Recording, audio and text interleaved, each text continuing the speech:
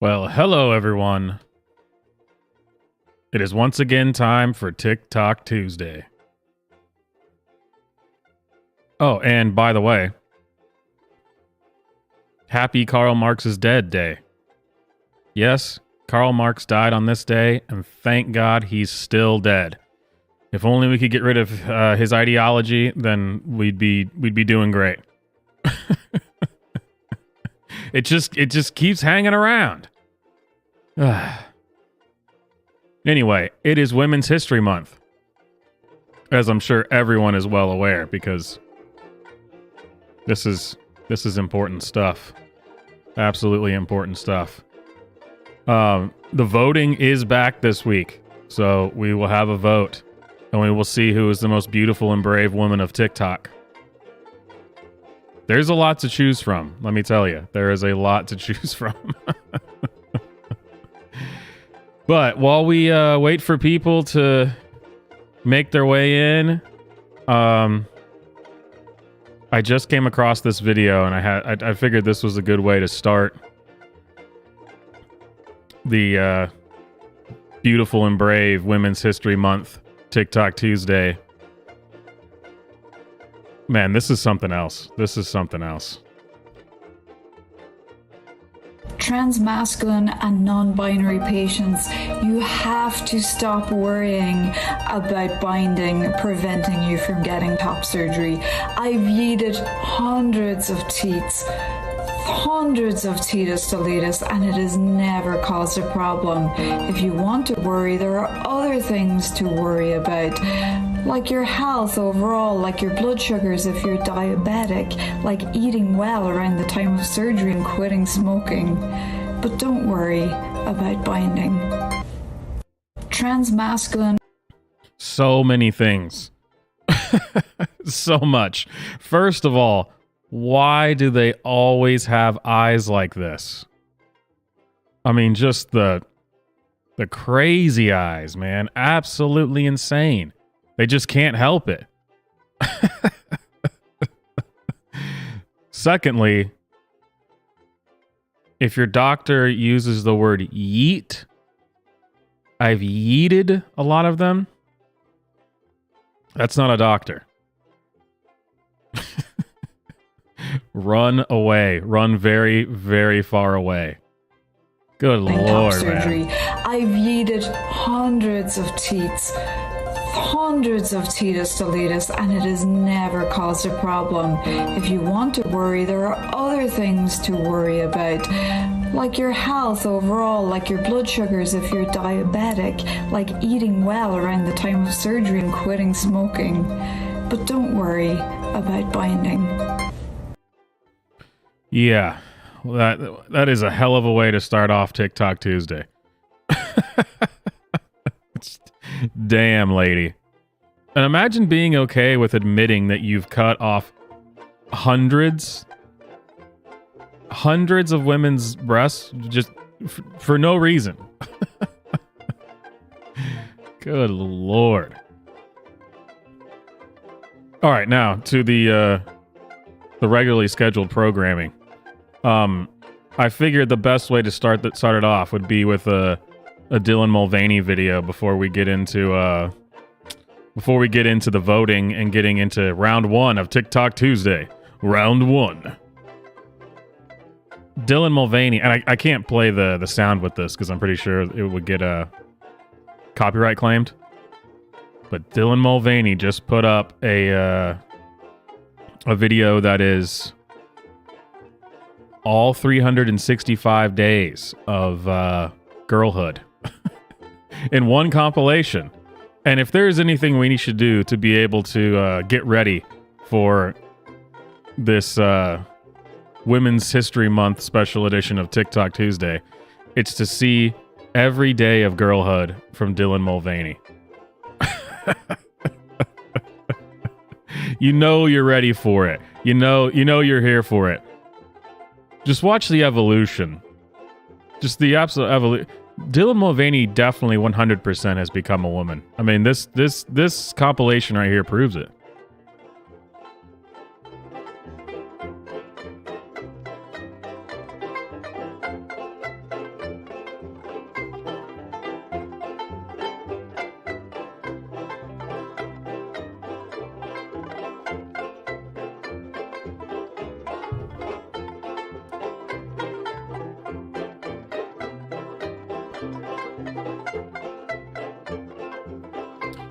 Well, that was special. I hope you enjoyed that. Because I know I sure didn't. Oh, by the way, when I can't remember, we figured it out last week when Dylan Mulvaney's one-man show is coming up. I can only hope that I'm going to be able to get away to watch it, because if I don't stream that or react to that show in some fashion, it's just going to be a crime against humanity. Oh, man. Oh, and I don't know if you saw this. The video's going viral of Dylan Mulvaney on Drew Barrymore's talk show, because for some reason Drew Barrymore has a talk show. I don't know why. Man, that's something else. I think I'll talk about that on the Friday show. Okay, this week's theme: the beautiful and brave women of TikTok. Round 1. A lovely young lady named Allie going up against another I just can't even say that. Seriously. Another woman, I guess, named Steffi. I guess is the name. Steffi? I don't know. But here we go. Allie, it's your time to shine. Take it away.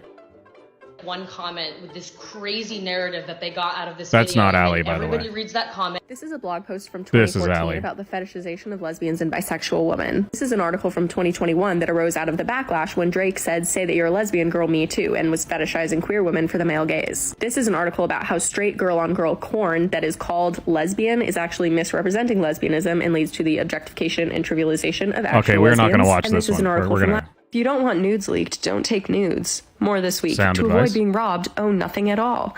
To avoid murder, die right now. I think it's fascinating that whenever an ex-boyfriend decides to release an ex-girlfriend's nudes to the world as revenge, everybody's like, ooh, that's so embarrassing for her. Like, isn't that so embarrassing for him? She's kind of just doing normal people things, and he's being a sexual... Oh, no, normal people things. That's normal people things. Taking nude photos of yourself and sending them to people. That's what the normal people do. Listen, if a dude leaks nudes, there is no good person in this scenario. The guy is an asshole and the woman is an idiot. That is just, come on. Can you believe it's just, she's just doing normal people things. This is just normal behavior. And look at it. There it is. The crazy eyes. Already, right off the bat. The crazy eyes. I guess I can't say anything because look into my eyes. They're just black and soulless. Anyway. predator. Like, I feel like he's the one we should be shunning here. Anyways, I bleached my hair, so when you see me on your For You page now looking like a cantaloupe, don't scroll, it's still me. If you don't want nudes leaked, don't take nudes. More this week. And of course, this post that she's reacting to, she thinks is great. How are these the same at all? I mean, none of that even makes sense. If you don't want nudes leaked, don't take nudes. Sound advice. Yes, sound advice. To avoid being robbed, own nothing at all. Okay, well, see, we've already gone off the reservation on analogies here or comparing things. One is a little bit more extreme, I would say. And of course, to avoid murder, die right now. Is it going to kill you to not send nude photos of yourself to somebody? Is that really what we're... Sure. This is part 2 about the case of the lesbian mom in Oklahoma who lost her pregnancy. Oh, well, we got to wait for we got to go back to part 1. If I told you that this picture was of a homeless shelter and it's run by college students, would you believe me? This is Abbey Actually, House. yes, It's a absolutely, nonprofit I would shelter that me believe and my that. friends run at our university.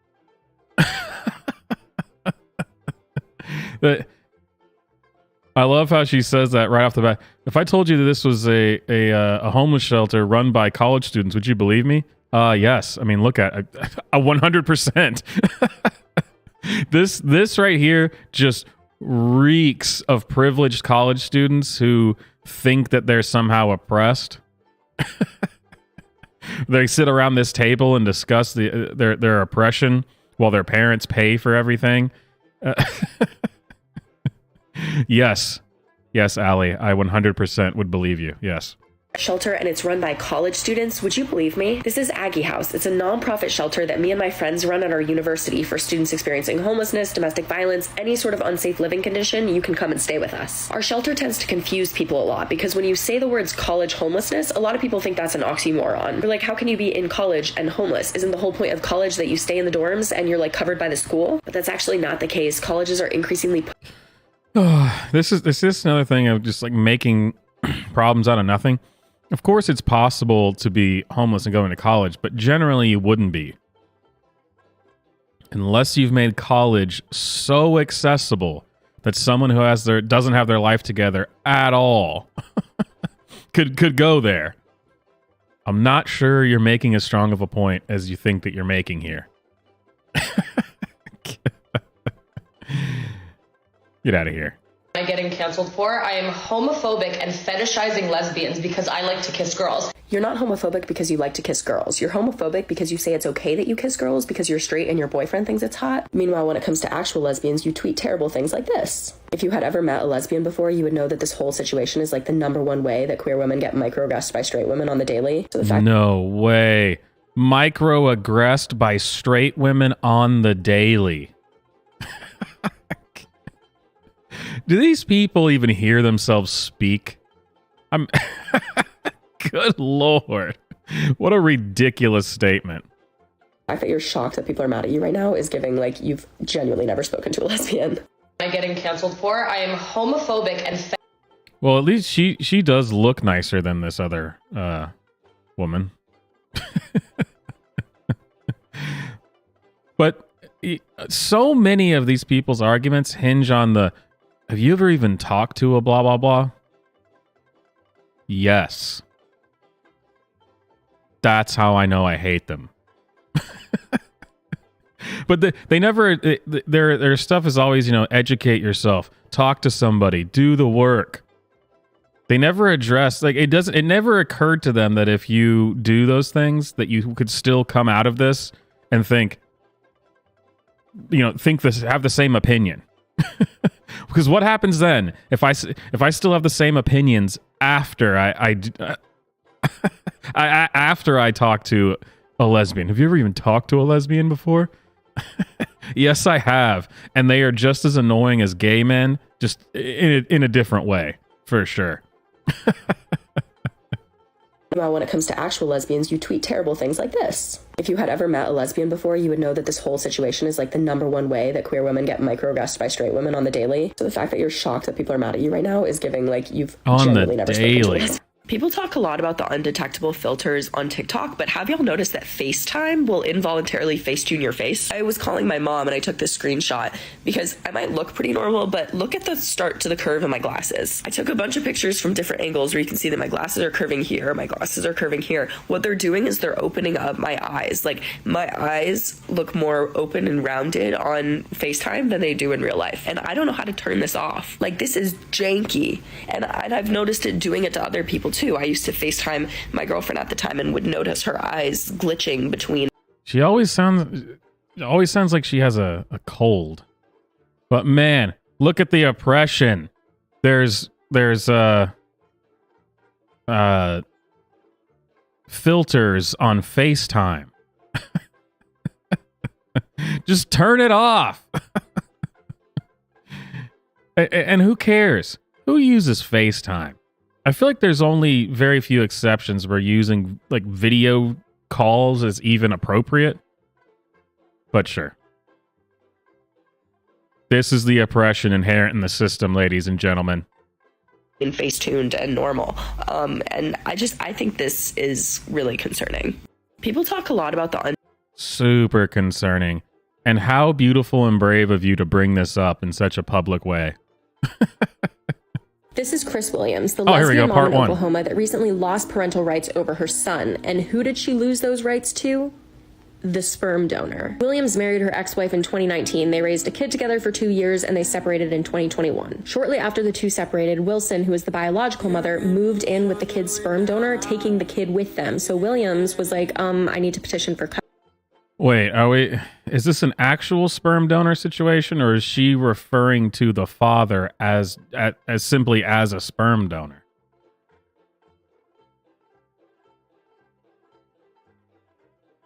It says in the article, Wilson moved in with the child's sperm donor. How would you even... Well, okay, if they went through some kind of... I mean, I would assume they went through some kind of like sperm bank situation here, right? I mean, some fertility clinic, and wouldn't you not know who the donor is? I guess there are ways you could know, but I have a lot of questions just from this part of the story already. I would really, I mean, it feels like they're willfully being obtuse on this, saying, you know, acting like they don't really want to clear this part of it up. I have a lot of questions already.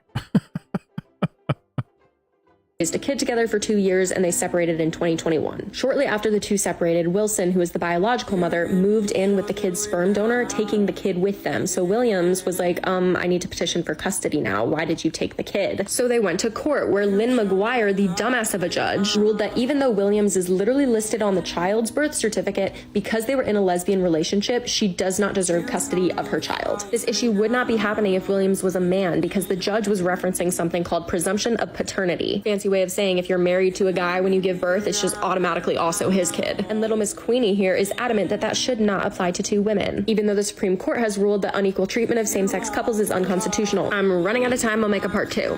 This is Chris. Well, I'm invested now. Let's go back to part 2. If I told you that this is part 2 about the case of the lesbian mom in Oklahoma who lost her parental rights over her child to the child's sperm donor. If you didn't see the first part, TLDR, this is Williams and Wilson. They were married and had a kid together with the sperm donor. Wilson carried the child. 2 years later, the two divorce, and Wilson decides she doesn't want Williams seeing the kid anymore. So she moves in with the sperm donor and takes the kid with her, filing for... I still just need to know how she ended up with the sperm donor.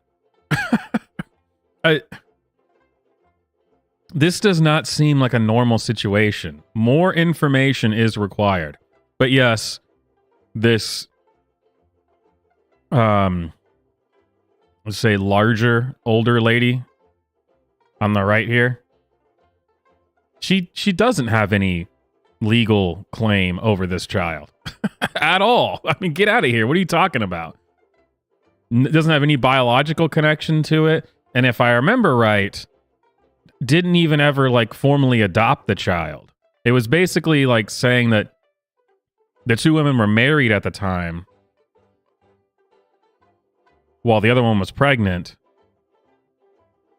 But there's no, I mean, that has nothing to do with the kid. And the fact that they're being so cagey about giving you the details on the sperm donor situation leads me to believe there's something else going on here. And that maybe this woman realized something and had, an epiphany, had a come to Jesus moment, and was like, I shouldn't allow my kid to be around this woman, which is her right as the mother. I need more information. That's all I'm saying. For custody. Williams is like, hey queen, that's my kid too, files for custody as well, and then all of them go to court. The purpose of my original video was just to highlight the discriminatory language that the judge used in her ruling, but I see in the comments that some of y'all are really interested in the specific case details, particularly surrounding why Williams didn't adopt the child and whether there was any abuse involved in the relationship. So I'm going to talk about all of that here. Conclusion will be very similar. The judge used discriminatory rulings still against same-sex couples, but I'll give all of the details as to how I got there. So the first thing that y'all wanted to talk about is why Williams never adopted the child. For context, sometimes what people will do when they're in a lesbian relationship is if one partner carries the child, the other will adopt the child so that both are legal parents over the child. However, being required to adopt the child that your wife is carrying can be expensive, time-consuming, and demeaning. And for a mix of those reasons, some people decide... Demeaning? It can be demeaning to adopt the child that you want to take care of? What? I have never once heard a man who adopted a child describe it as demeaning. What does that even mean? Okay. decide not to do it. And it appears that's what happened here. Williams testified that she didn't believe it was fair for her to have to adopt the child, so she and Wilson decided at the time that it wouldn't be necessary. I understand that there technically was a legal necessity for Williams to adopt. Wow. So she was just a dumbass. I'm starting to get a picture here why the actual mom doesn't want this other fake mom around. She's an idiot. But we already knew that, didn't we? Based off of other information in the story. Adopt her child. What I want to highlight is how that legal necessity is inherently creating a barrier to parenthood for lesbians. And a lot of people argue that you should not have to adopt your child for it to be your. You can have your own child. You have a uterus as well. Have your own damn child. Don't steal someone else's. Or if you do want a child, adopt it like everyone else does. This does not sound like a case of discrimination. Your child. The judge specifically references an Oklahoma law in her decision, which says that if a man and a woman are married at the time that a child is born, the husband is presumed to be the father. And the judge specifically writes in her decision that because Williams identifies as female and was born a woman and therefore cannot establish a father-child relationship, she does not have the benefit of that Oklahoma law. This is what makes me mad. The judge goes on to write, even if Williams were considered to be a presumed father of the minor, said presumption could be rebutted by biology. We're saying that even a man could lose these privileges the same way Williams is if they're not the biological father. And while I understand this, I feel that that law could be revisited because I don't think it.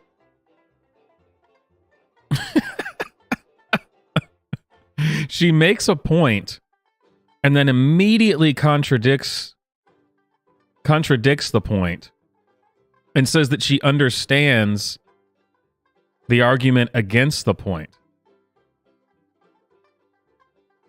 So what the hell are you talking about, lady? What is going on here? She just makes a statement about what she's upset about and then debunks it and then says, but I'm still upset about it.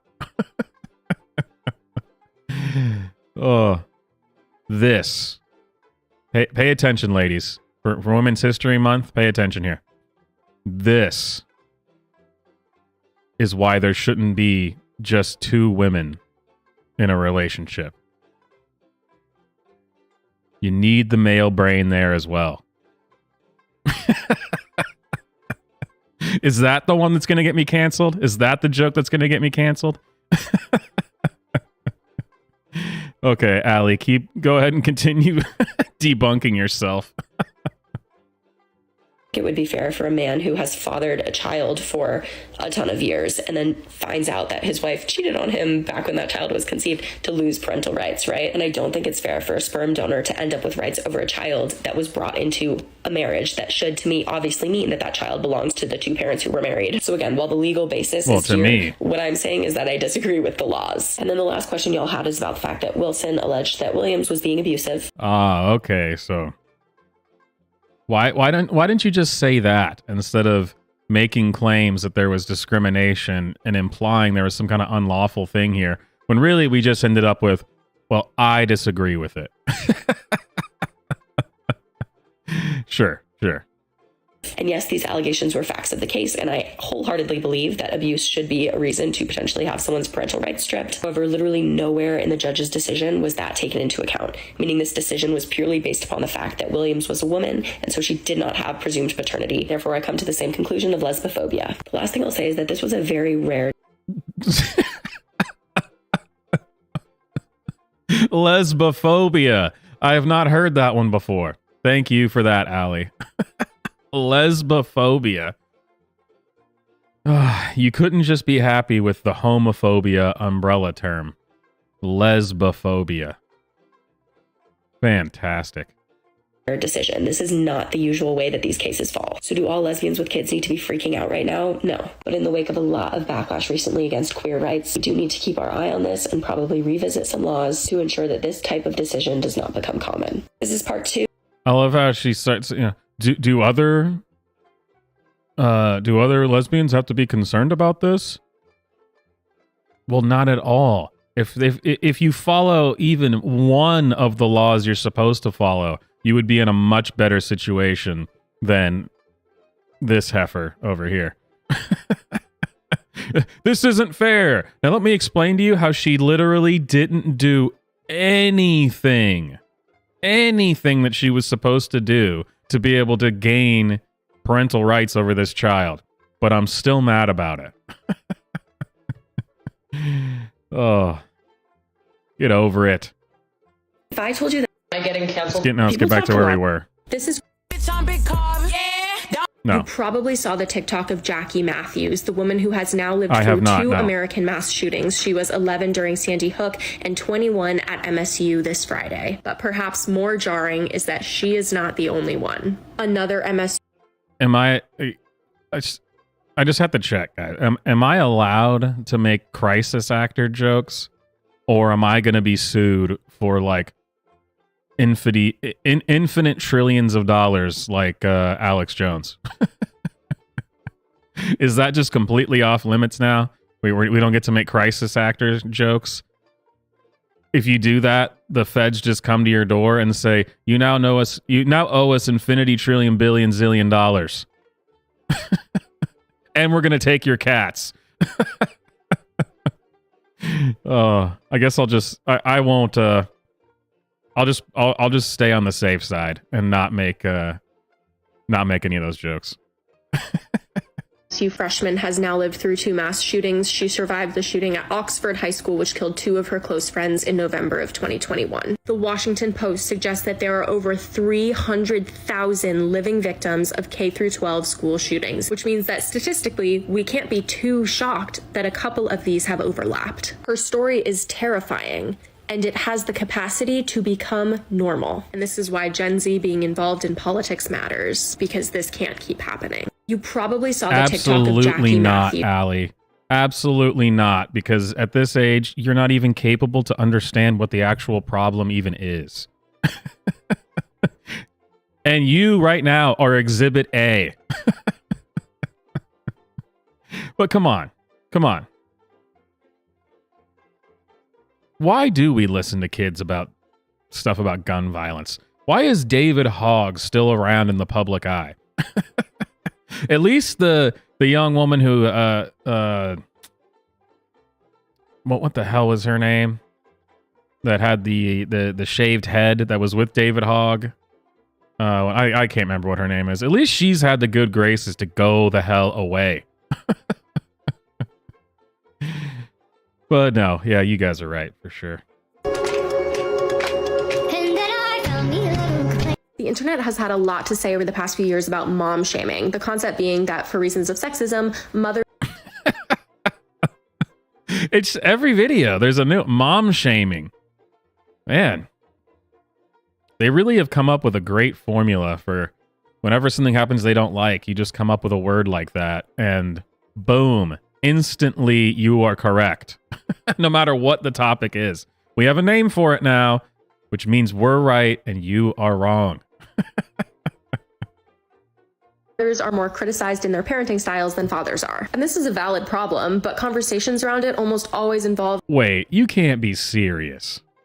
mom shaming. The concept being that for reasons of sexism, mothers are more criticized in their parenting styles than fathers are. And this is Oh, no, yeah, for sure. Yeah, that's 100% real. That's why fathers get custody of their children in divorces at overwhelming rates over women. I mean, the courts always are ruling in favor of the dad. I mean, that's just, everyone knows that because the women are just considered the worst parents between the two. What kind of delusional fairyland do you live in, Allie? Oh, I'm sorry. I'm sure in the remaining minute of this video, you will explain it and I will walk away having had my mind changed for sure. a valid problem, but conversations around it almost always involve celebrities like Chrissy Teigen and things like how they buckle their kids' car seats. Like, yeah, this is irritating, but it shouldn't be the whole conversation. Because the more material victims of mom shaming, for example, are the Black single mothers who have been assigned stereotypes like welfare queens simply for trying to feed their kids off the government benefits that they need and deserve. And in response to this stigma, the government has literally been cutting benefits to single moms, making it harder to feed your kids. Right? The real victims of mom shaming are the teenage girls who are now being forced to carry pregnancies to term around around the country, even in cases of rape or incest. And we all know that instead of being provided the support and resources that new moms need and deserve, they are going to be shamed for having sex too young. So I'm not saying that you should go around insulting Chrissy Teigen in her car seats, but I am saying that, like so much of mainstream feminism, if this is all you're talking about, you are missing the point. The internet has had a lot to say over the past few years about mom. You are dumb as a box of rocks. Get out of here. One of the first things we learned about early human history is that men used to be hunters and women used to be gatherers. So tell me why. Oh man, are we about to debunk gender roles from prehistoric times? I am in. I have not seen this one. I mean, I know that gender is a social construct, but we've never debunked it in prehistoric days. The caveman days. Allie, I am 100% ready. Oh. I was today years old when I found out that 30 to 50% of hunters may have been female this whole time. Flashback to 2020 when a researcher from my university realized that the body they had just dug up with a bunch of hunting tools around it was the body of a female. They were like, that is surprising, we should look into it. So they checked out data from 400 other burial sites and found that of the 27 hunters that had been dug up, 11 of them were female. That is a third of all the hunters, y'all. Obviously to the general public, this was like massive news. But at the same time, people were going on TV saying, hold your horses. Feminist-oriented archaeologists have known this for a Allie, I hate to tell you this.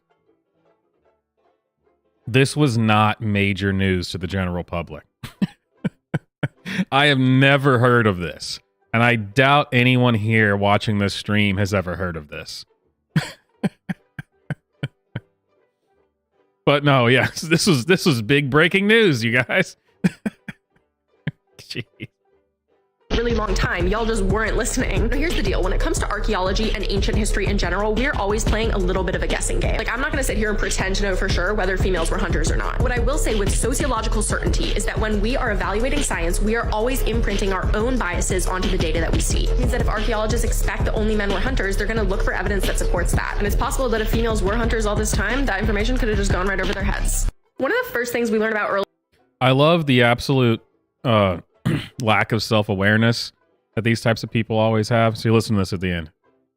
I'm not going to sit here and pretend to know for sure whether females were hunters or not. What I will say with sociological certainty is that when we are evaluating science, we are always imprinting our own biases onto the data that we see. It means that if archaeologists expect that only men were hunters, they're going to look for evidence that supports that. And it's possible that if females were hunters all this time, that information could have just gone right over their heads. One of the first things we learned... But of course,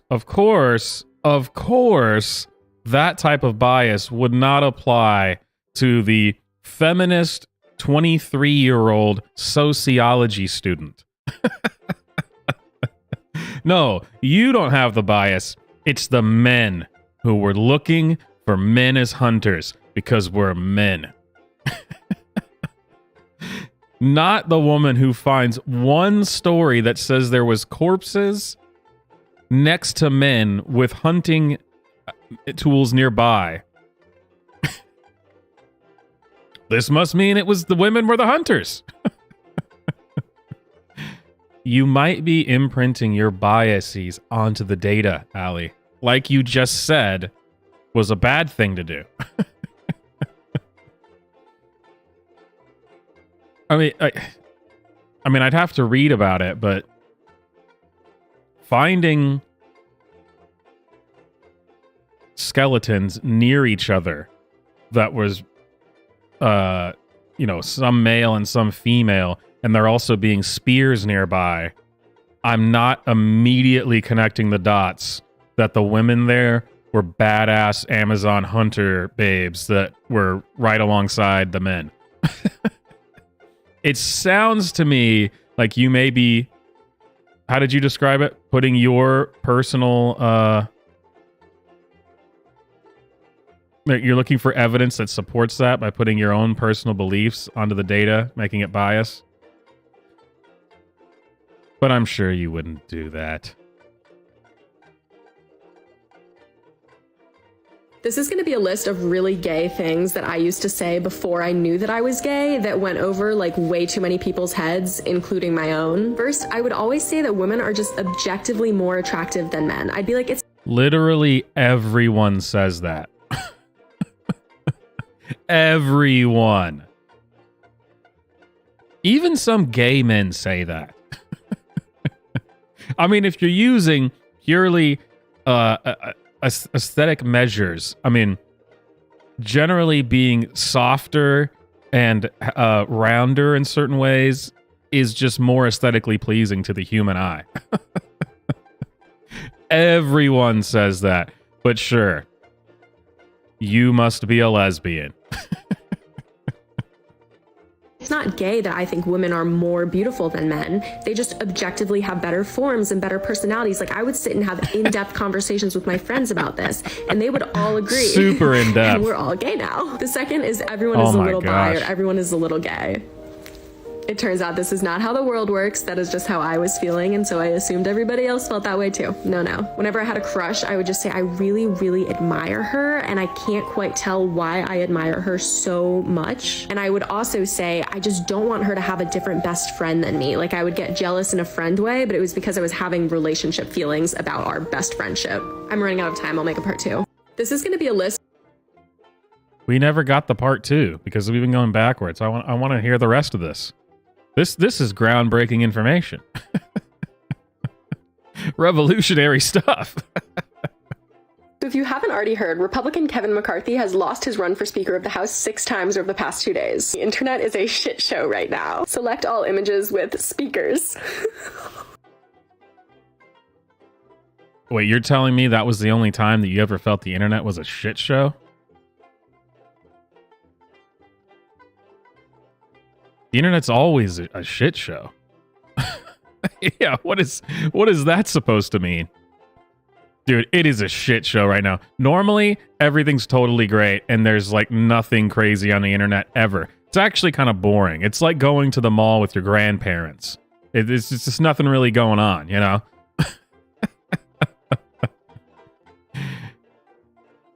And this is a pretty not creative meme, but it's okay.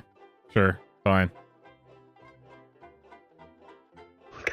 This is obviously Kevin McCarthy. This is the second most embarrassing fiasco the Republican Party has orchestrated in that room during a first week of January. Can't wait to see this go to penalty kicks tomorrow on the House floor. This literal congressperson tweeted, "The only Kevin that can defend a house." The House reconvening at 8 p.m. should give Kevin McCarthy enough time to move his shit out of the Speaker's office. Kevin McCarthy, if at first you don't succeed, try, and try again. He's already lost 6 times, but they're voting on it again tomorrow, so we'll see if anything changes.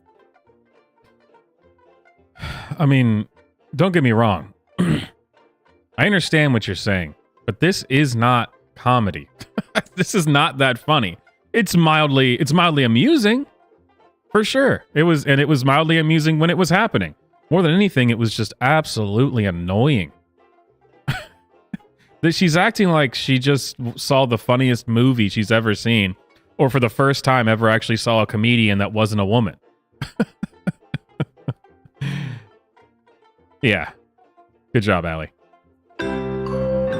Skip. When I say this is genuinely the strangest news I have ever reported on, 2 days ago, this Republican congressperson basically admitted to making up his entire life story in order to get elected. His name is George Santos, and he's set to start in Congress in a week. But he lied to voters about having a college degree, having multiple jobs on Wall Street, being Jewish, having a family animal shelter. Who would ever want to lie about being Jewish? I had to say it. Knowing victims of the Pulse nightclub shooting, owning 13 properties when he in fact just lives with his sister, among other things. Like, he made up everything under the sun, which leaves people like, what the fuck do we do? They're like, I didn't vote for you. I voted for some rich degree awarded Jewish guy with an animal shelter that I'm now finding out does not exist. Wow. There's definitely some anti-Semitism somewhere in this. I'm not sure why. I don't know. Oh, maybe that's just me. Worse is that apparently senior House Republicans were aware of the inaccuracies during the campaign and called it a running joke, saying they would just sit back and let voters figure it out on their own. A ton of people are calling for him to resign, but he says he intends to go to college. I meant Congress, but that was good. And he says everybody's just nitpicking him now. He even considers himself courageous to be admitting this publicly. So I don't know what's going to happen, but I'll keep y'all posted. Thank you for reporting on that, Allie. All right, one more from Allie. I need feminism because I intend on marrying rich, and I can't do that if my wife and I are making 75 cents for every dollar a man makes. When women wear makeup, they're If that woman actually isn't a feminist and was actually just making a joke, hilarious. That might be one of the funniest things I've ever seen a woman say. I mean, but it can't actually be from a feminist, because if the joke is that she really believes that she makes 75 cents on the dollar, then it's not funny. Then it's just stupid. But if this woman here in this quote from her, if it's a joke, it's a good one. Marrying rich, and I can't do that if my wife and I are making 75 cents for every dollar a man makes. When women wear makeup, they're basically lying to us. I don't see why I'm being blamed for a man stupid enough to think I have gold eyelids. A man once got mad because my ma asked me for a tampon in Punjabi and demanded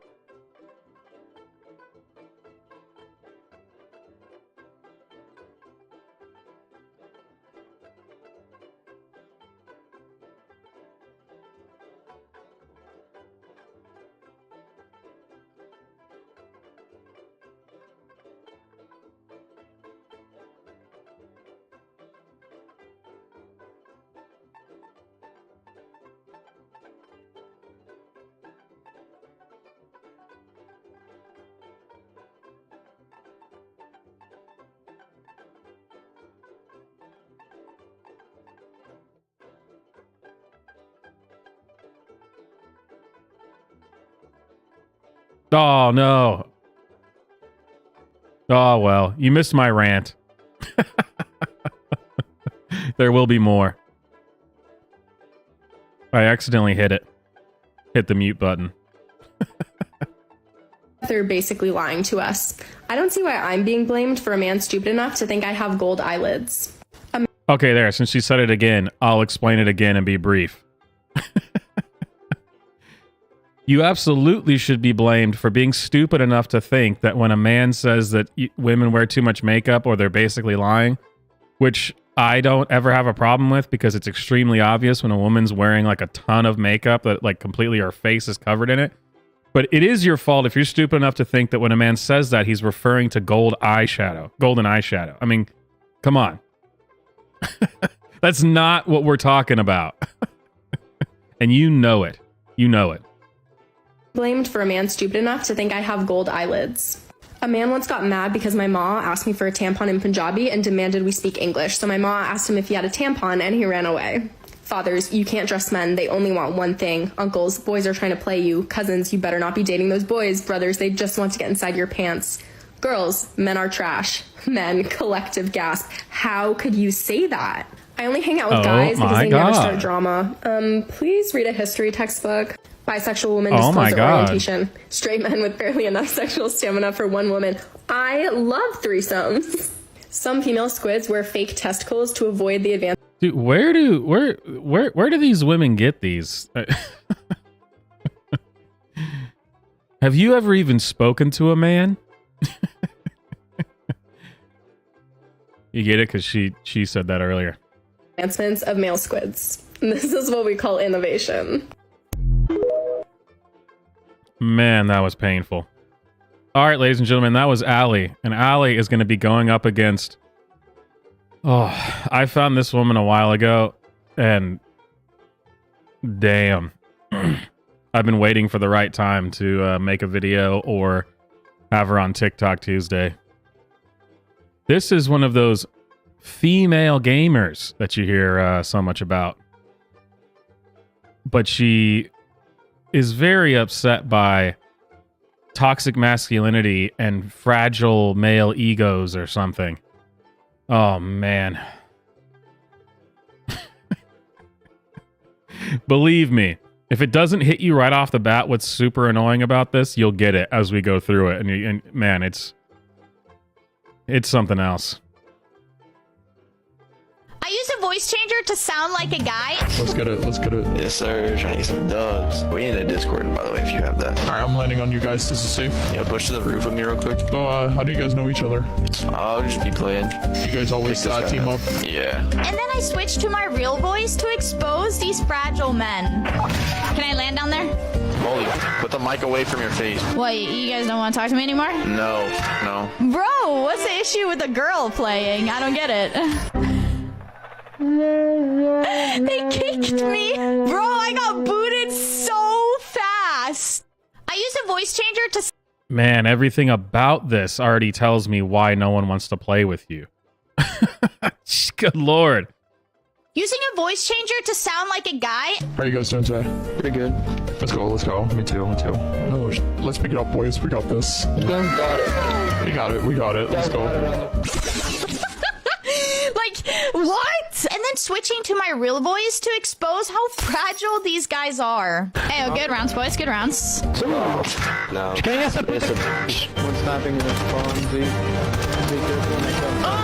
What's the issue with hearing a girl? I don't get it. You gotta touch your up, get your back in the kitchen, because you suck.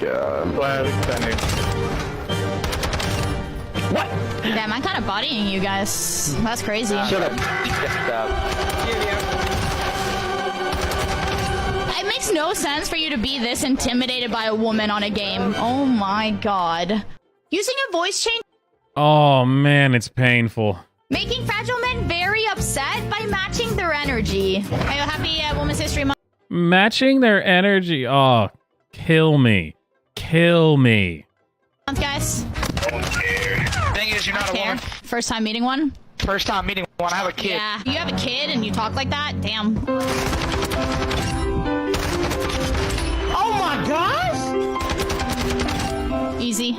You fed. Just your mom. You fed. Sit Watch down. your head. Why are you so upset? She sounds kind of hot. I see you. Nah, she was sucking. Thank you for your You sucked my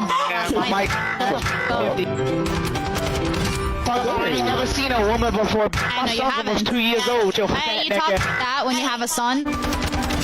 Oh, this is just painful. I mean...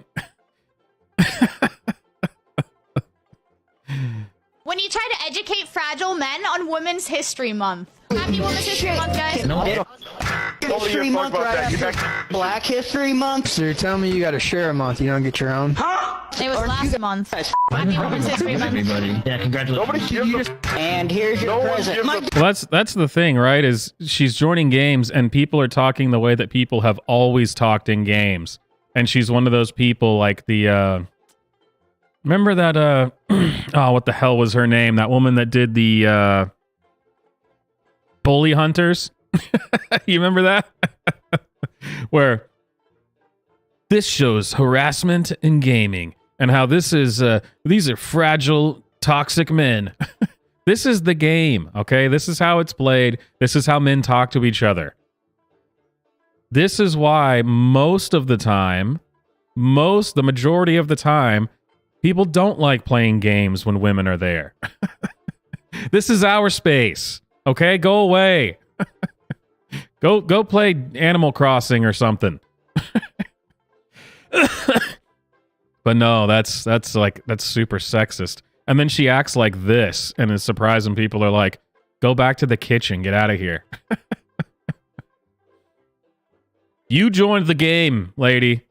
This is how the game is played.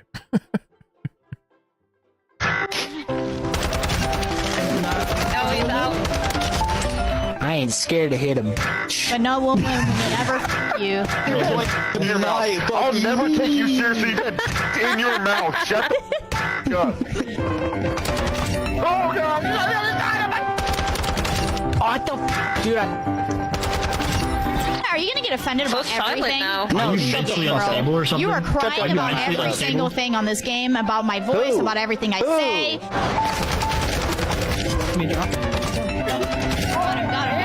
Let's go. It just watching this stuff just reminds me of an episode of That 70s Show where Eric and Hyde and the rest of the guys they fight each other all the time. You know, they punch each other, they wrestle, and the girls are making fun of them for, you know, why do you guys do this all the time? Why do you guys do this all the time? And they're like, you're just jealous that you guys can't, because girls can't pretend fight without it turning into a real fight.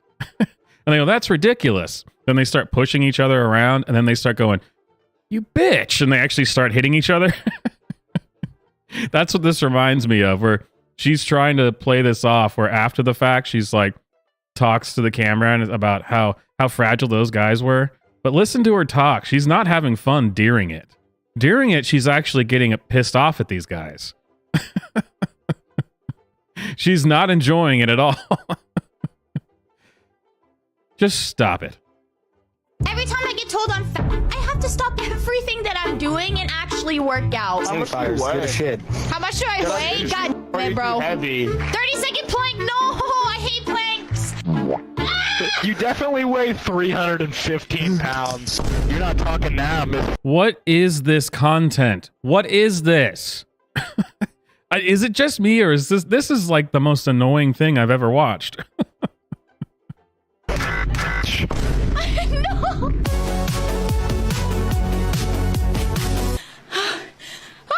You're definitely. Why did she leave the headphones on while working out? This whole thing just, I don't get it. No! Please no! Please no! No!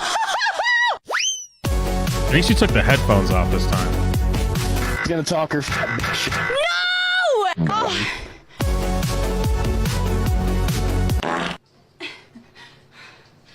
Every time I get told I'm fat, I have to stop making fragile men very upset by laughing. Hey, good rounds, boys. How are you guys doing today? Shut the f up. I do love how it's just universal. She just joins a lobby and says, you know, how's it going, boys? And everyone's just like, get the fuck out of here. Just immediately, it's F off. Oh, classic. Back to the kitchen. 500 pounds, you fat shit. You're ugly.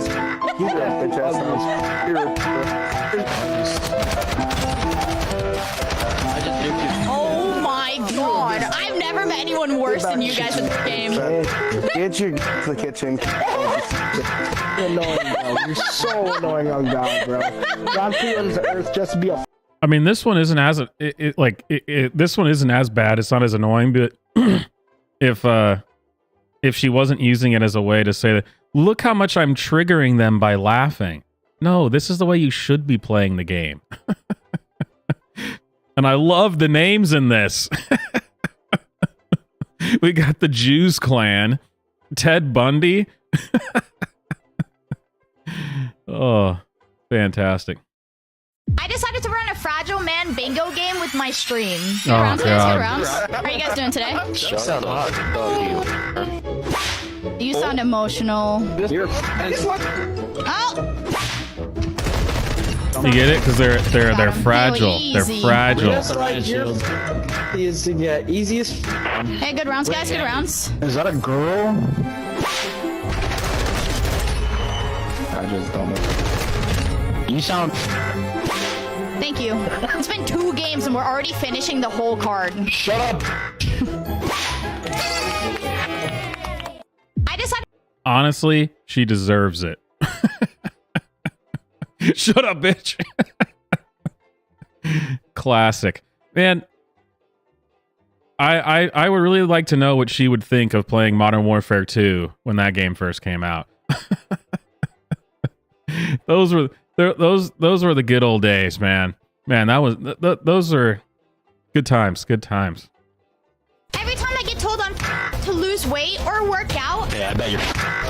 They're doing this one again? Every time I get told I'm fat to lose weight or Again? fragile men get upset over nothing. Oh, yeah. Got him.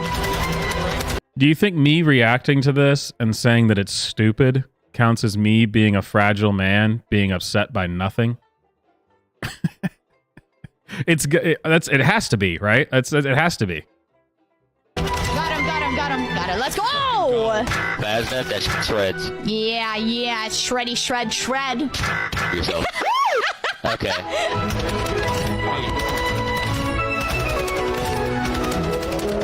Damn, you guys are dog shit. Dude, I love T. I'm just not a queer, so I don't drink sweet tea. All right?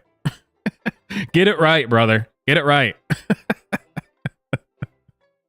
Making fragile men very upset by matching their energy. Hey, good rounds, boys. How are you guys doing today?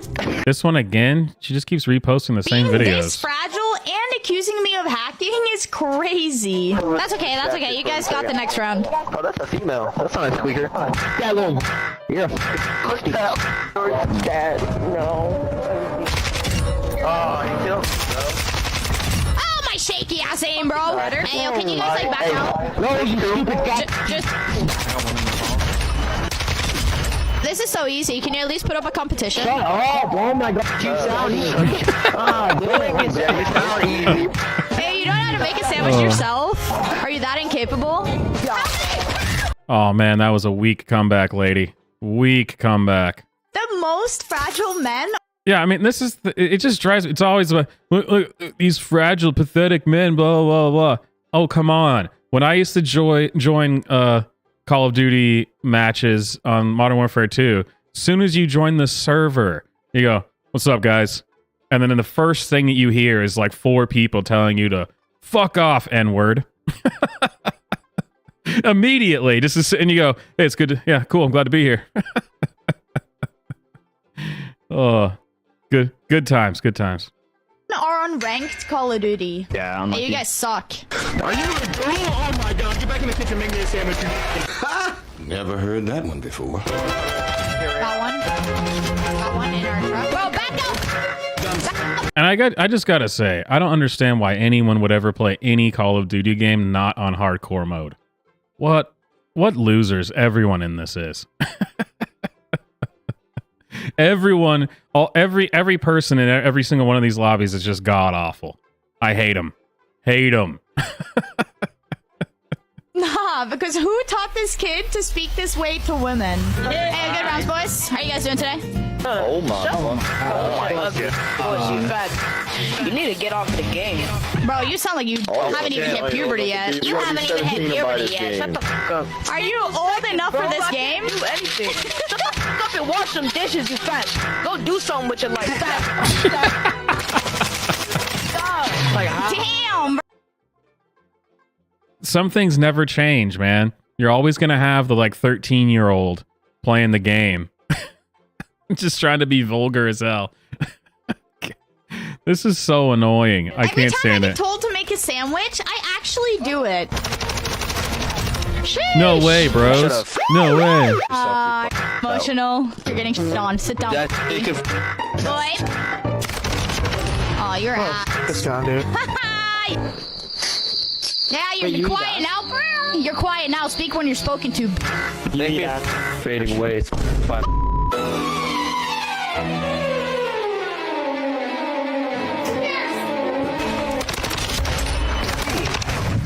Who is this content for? I don't understand. Do any of you guys want to be my Valentines? Shut up! Don't make me. Are you old for yourself? Well, damn. Well, damn. So, do you guys not want to be my Valentines? No, don't make me sad. These guys are hurt. Got one. AOG. Okay, I don't know how long I can keep I watching decided this. to listen to the Fragile Men's request for a day. Hey, what's up, boys?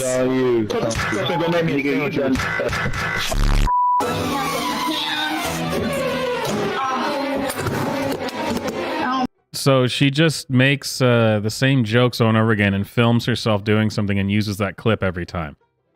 I get it now. Man. Who's watching this? Besides me right now. I don't get it. Let's check I'm sure she has like a shit ton of followers too. Let's see.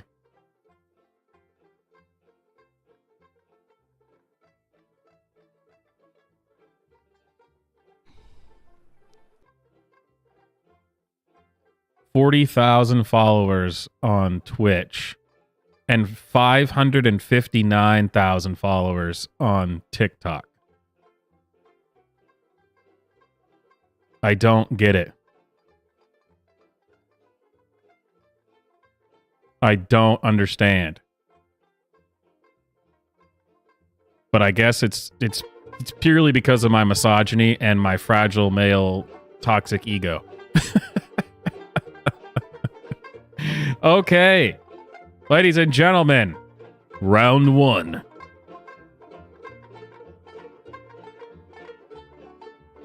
We're going for who is the most beautiful and brave woman for Women's History Month on TikTok. That was some pretty beautiful and brave content there for sure. So the first woman was Allie. This is Steffi. Steffi? God, I even hate her name.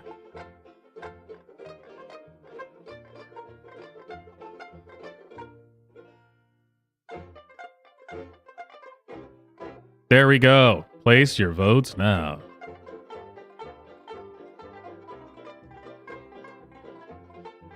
Pissing off fragile men to the point where they scream. Good rounds, guys. Good rounds. Shut up. You got lucky I got a hit marker. You're a dishwasher. Shut up. You're a girl. You're a girl. Do you want to make fragile men scream like this? What happened? Who got the most kills? Who got the most kills? Yeah. Who got the most kills? Who got the most kills? Who got the most kills? Well, today and every Wednesday. I highly doubt that was because of you. That sounded like someone who was just insane, but pretty typical gamer behavior. And of course, Allie. What was one of Allie's best videos? Oh, mom shaming? The internet has had a lot to say over the past few years about mom shaming. The concept being that for reasons of sexism, mothers are more criticized in their parenting styles than fathers are. And this is a valid problem, but conversations around it almost always involve celebrities like Chrissy Teigen and things like how they buckle their kids' car seats. Like, yeah, this is irritating, but it shouldn't be the whole conversation. Because the more material victims of mom shaming, for example, are the black single mothers who have been assigned stereotypes like welfare queens simply for trying to feed their kids off the government benefits that they need and deserve. And in response to this stigma, the government has literally been cutting benefits to single moms, to do something they shouldn't simply be doing in the real first victims place. of mom shaming are the teenage girls who are now being forced to carry pregnancies to term around the country, even in cases of rape or incest. All right, and who's going to break the instead of tie? being provided the support and Allie resources and that new Steffi moms are in need a- and God, I deserve, they're hate going that to be name so much. shamed for having sex Allie too and young. Steffi So are I'm not saying that you should 50-50. go around insulting Chrissy Teigen in her car seats, but I am saying that like so much of mainstream feminism, if this is all you're talking about, you are missing the point. The internet has had a lot to say over the past few years about mom. One of the first things we learned about early human history is that men used to be hunters and women used to be gatherers. So tell me why I was today years old when I found out that 30 to 50% of hunters may have been female this whole time. Flashback to 2020 when a researcher from my university realized that the body they had just dug up with a bunch of hunting tools around it was the body of a female. They were like, that is Oh surprising. man, both of these are just brutal. Jeez. All right, it looks like Allie wins round 1. Goodbye, Steffi. Steffi. God, that just hits my ear wrong. I hate it so much. And don't forget, ladies and gentlemen, to support the channel with super chats. Activate the super chat jukebox. Oh, and I forgot to say, I have finally added new ones. Sure, let me give you an example of some of one of the new ones.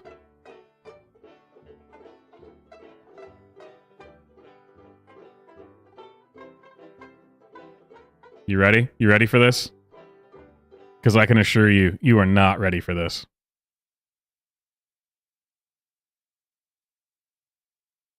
Turn the friggin' frogs gay. Do you understand that? Turn the friggin' frogs gay. Serious crap gay. Frogs friggin' frogs. It's not funny. Actually, it is funny. Oh, Alex Jones. The man, the myth, the legend. Okay, on to round 2. Goodbye, Steffi.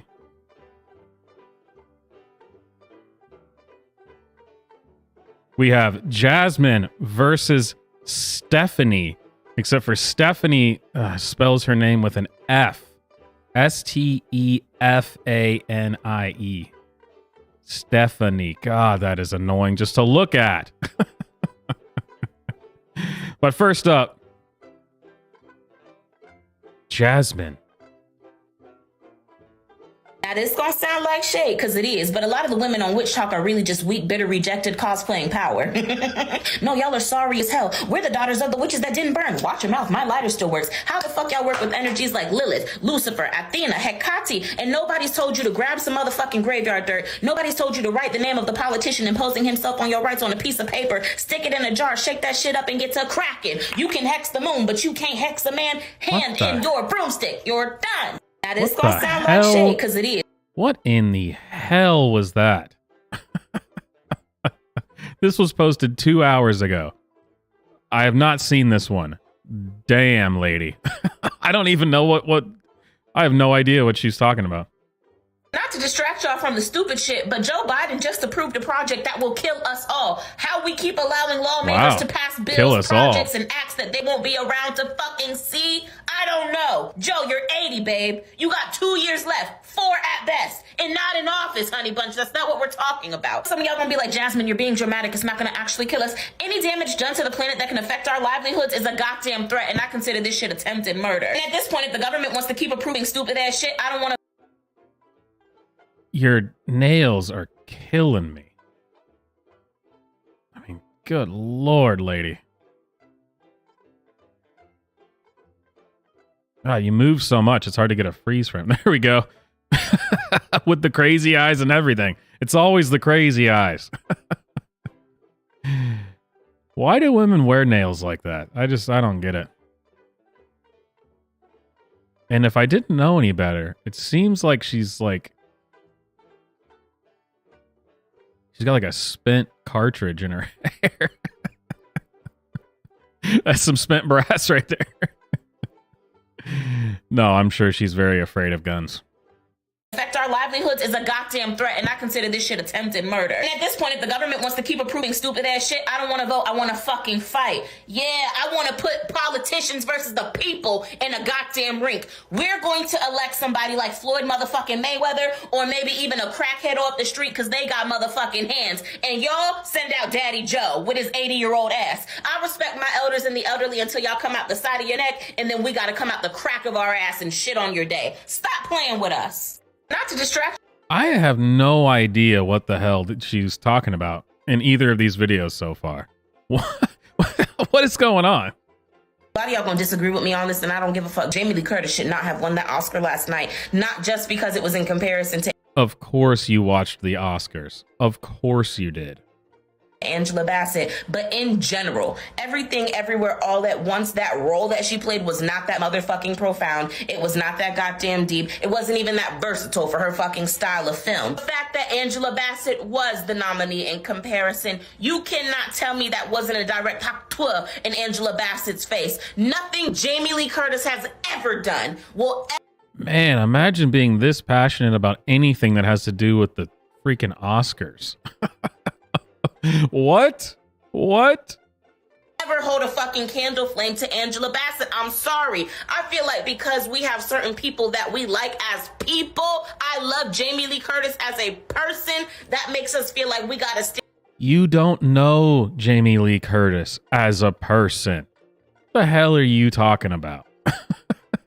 Behind them 1,000% in all of their fucking work. And I'm not even saying Jamie Lee doesn't deserve a fucking Oscar, but any of the Halloween films, any of her Jason work, shit, I would have even given her an Oscar for Freaky Friday before Everything Everywhere All at Once, especially in comparison to Angela. I've never even seen that movie, but just the name itself drives me insane. I don't even know what it's about. I literally don't. Other than, I guess, Jamie Lee Curtis was in it, I don't even know who's in it. But that name alone will 100% guarantee I will never watch that film. God, that's terrible. All right, we got our first super chat of the night. Catherine, let's see which see which soup. Sorry, I just saw this freeze frame. Man, that's quite a picture. All right, let's see. Super chat jukebox activate. Because you're lying! You're full of shit! I will not suffer your two people after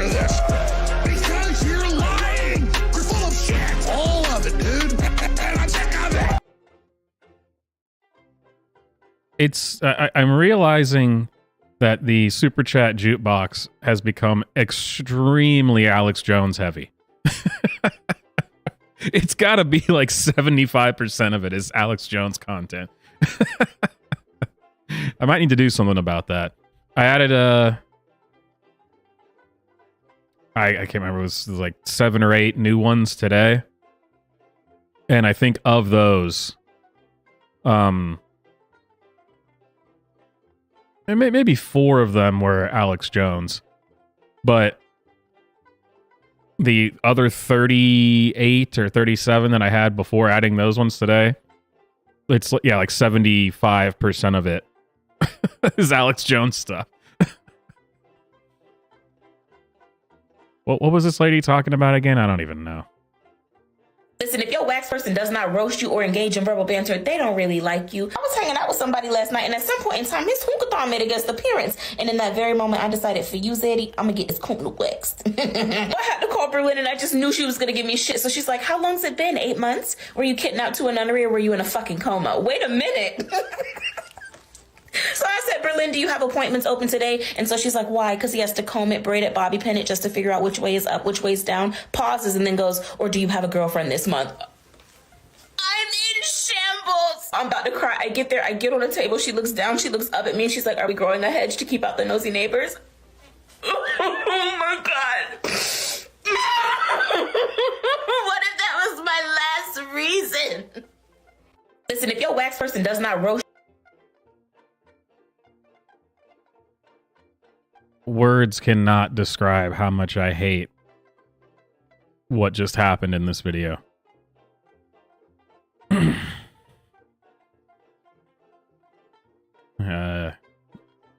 Next video. I just feel like this generation of men are not good at being sneaky links. Everybody's gonna know if I keep leaving your house looking disheveled. Y'all should have an assembly line at the motherfucking door just to help us get rearranged. Cause why is my eyelash stuck to my big toe? Who told you to bend my legs back that fucking far? I had one motherfucker tell me I'ma plow through it like it got snow on it. You're going to what? Why would you say something so insanely absurd to me? Do it. I just feel like this generation of men are not good at being. Oh my God. I did not properly vet this person before having them on TikTok Tuesday. Jeez. But no, I'm not allowed to not like this person. She's black. I'm not. Slay, queen. Slay. It's obvious the government wants TikTok gone because it's the only news source not on their payroll, and we can incite change faster than they can.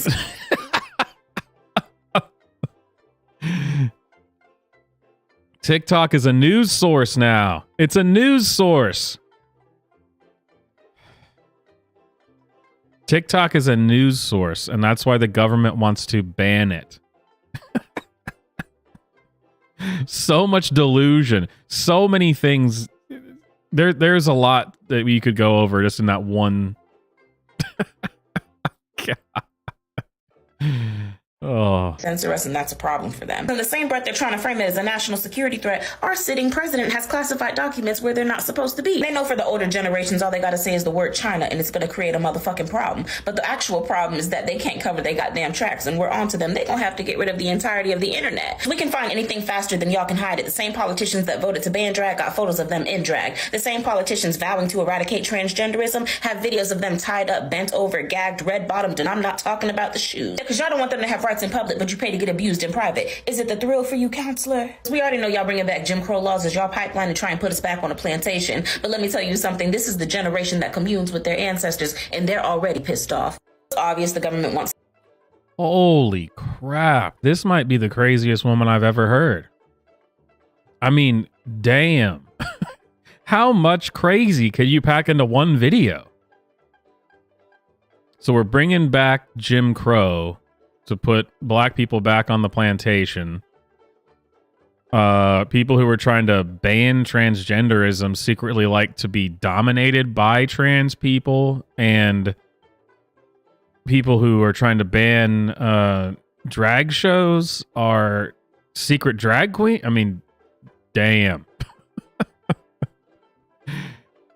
That was a lot of crazy in 46 seconds. Let's do that one more. That was impressive, honestly. It's TikTok gone because it's the only news source not on their payroll, and we can incite change faster than they can censor us, and that's a problem for them. In the same breath they're trying to frame it as a national security threat, our sitting president has classified documents where they're not supposed to be. They know for the older generations all they gotta say is the word China, and it's gonna create a motherfucking problem. But the actual problem is that they can't cover their goddamn tracks, and we're on to them. They're gonna have to get rid of the entirety of the internet. We can find anything faster than y'all can hide it. The same politicians that voted to ban drag got photos of them in drag. The same politicians vowing to eradicate transgenderism have videos of them tied up, bent over, gagged, red-bottomed, and I'm not talking about the shoes. Because y'all don't want them to have rights in public, but you pay to get abused in private. Is it the thrill for you, counselor? We already know y'all bringing back Jim Crow laws as y'all pipeline to try and put us back on a plantation. But let me tell you something. This is the generation that communes with their ancestors, and they're already pissed off. It's obvious the government... Man. If this was, if we were a serious country, this video alone would get this person involuntarily committed to an asylum. What? Holy crap. And this is the generation that communes with their ancestors. What in the... Wow. Make asylums great again, ladies and gentlemen. Holy hell.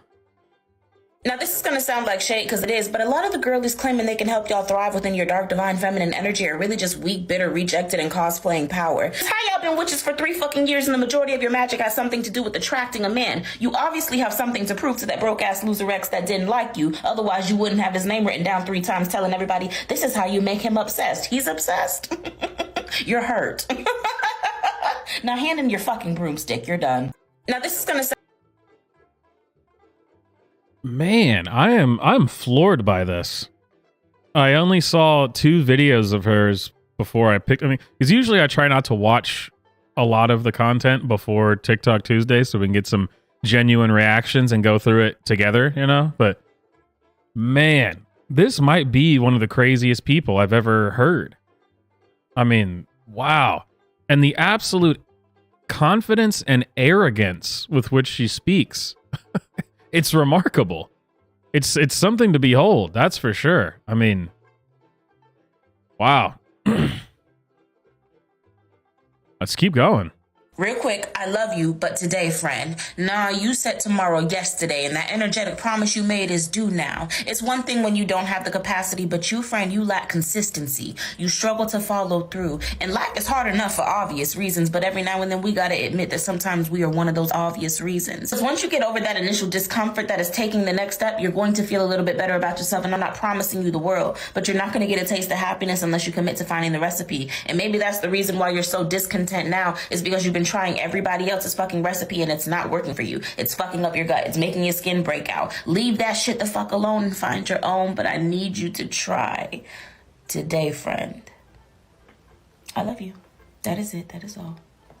Real quick.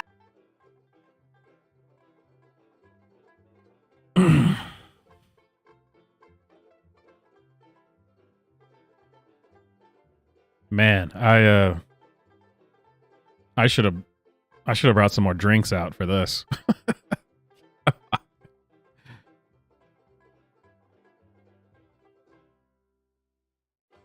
If you asked me to give you a summary of what this video was about, I wouldn't be able to say anything.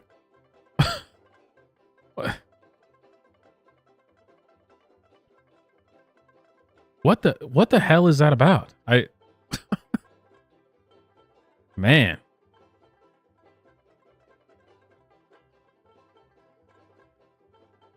Listen, if you like it, I love. Oh no, come on, Vic. This is way too skinny to be Lizzo. Way too skinny. Love it, but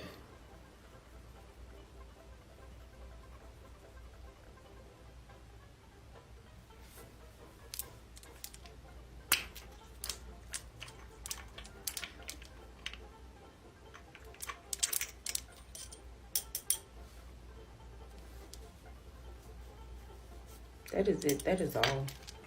Listen, if how do the videos where she hardly talks at all make less sense than the ones where she rambles? you like it, I love it, but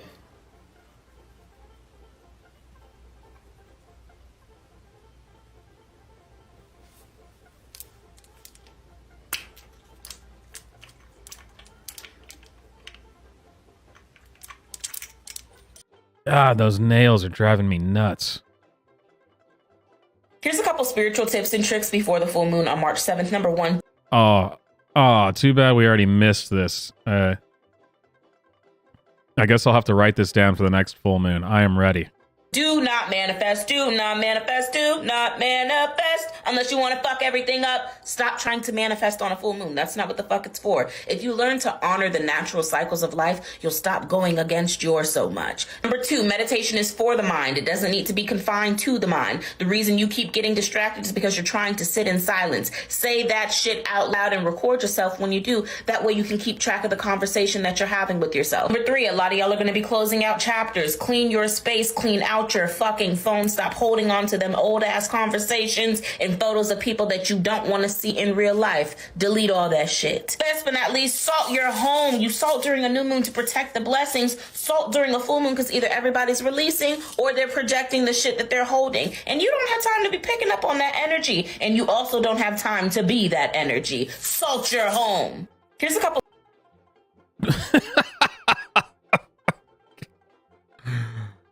Oh, man.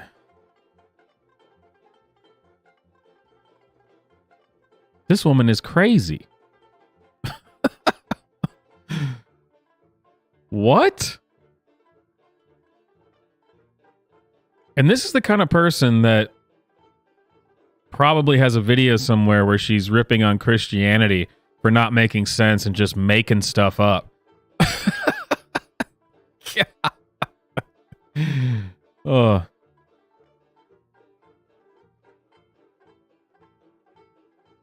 Yeah, she's into some kind of black magic, which I can say without being racist because, I mean, she's explained it several times. I just haven't understood it. But I know that's what it is. Some of y'all not gonna understand this, and the pygmies gonna make themselves known in the comment section, but y'all ever wish y'all would have hold a little bit harder before you started healing? Because before I fucked out and figured out my goddamn worth, I was having fun, bitch. Knowing your worth be having you stuck in the house bored. I want to prioritize my peace. I want to protect my peace. But I still want to give up the punani just a little bit. And I know y'all going to be like, Jasmine, just sleep with somebody that's spiritually in tune. When you find one, tell me. I'll cash app you so you can order one for me too, goddammit. Because the ones with the good hunkatan ain't good for y'all. Bitch,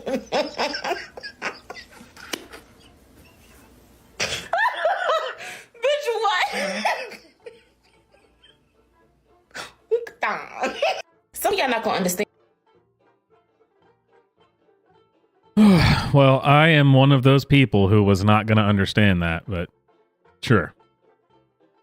I'm gonna be honest, friend, because some of y'all don't have one, but you need one. I'm gonna say it and you're not gonna like it, but they're not emotionally unavailable. They don't like you. But Jasmine, why do they keep coming around if they don't like me? Because you're easy to use. Dating in a generation that's been wired for convenience. If I knew there was somebody out there that would walk a mile on hot coals for me, and I don't even have to respond to their good morning text just to be able to keep them around, I'd use them too. And I do. But mine are called subs, and yours are called boyfriend, husband, partner. Stop treating them like you're fucking equal. Y'all are not. And pick your fucking head up. You're embarrassing us. That is it. That is all. I'm gonna be honest. I really don't have... I really don't have much to say about this woman. I'm genuinely, for the most part, speechless. Yeah.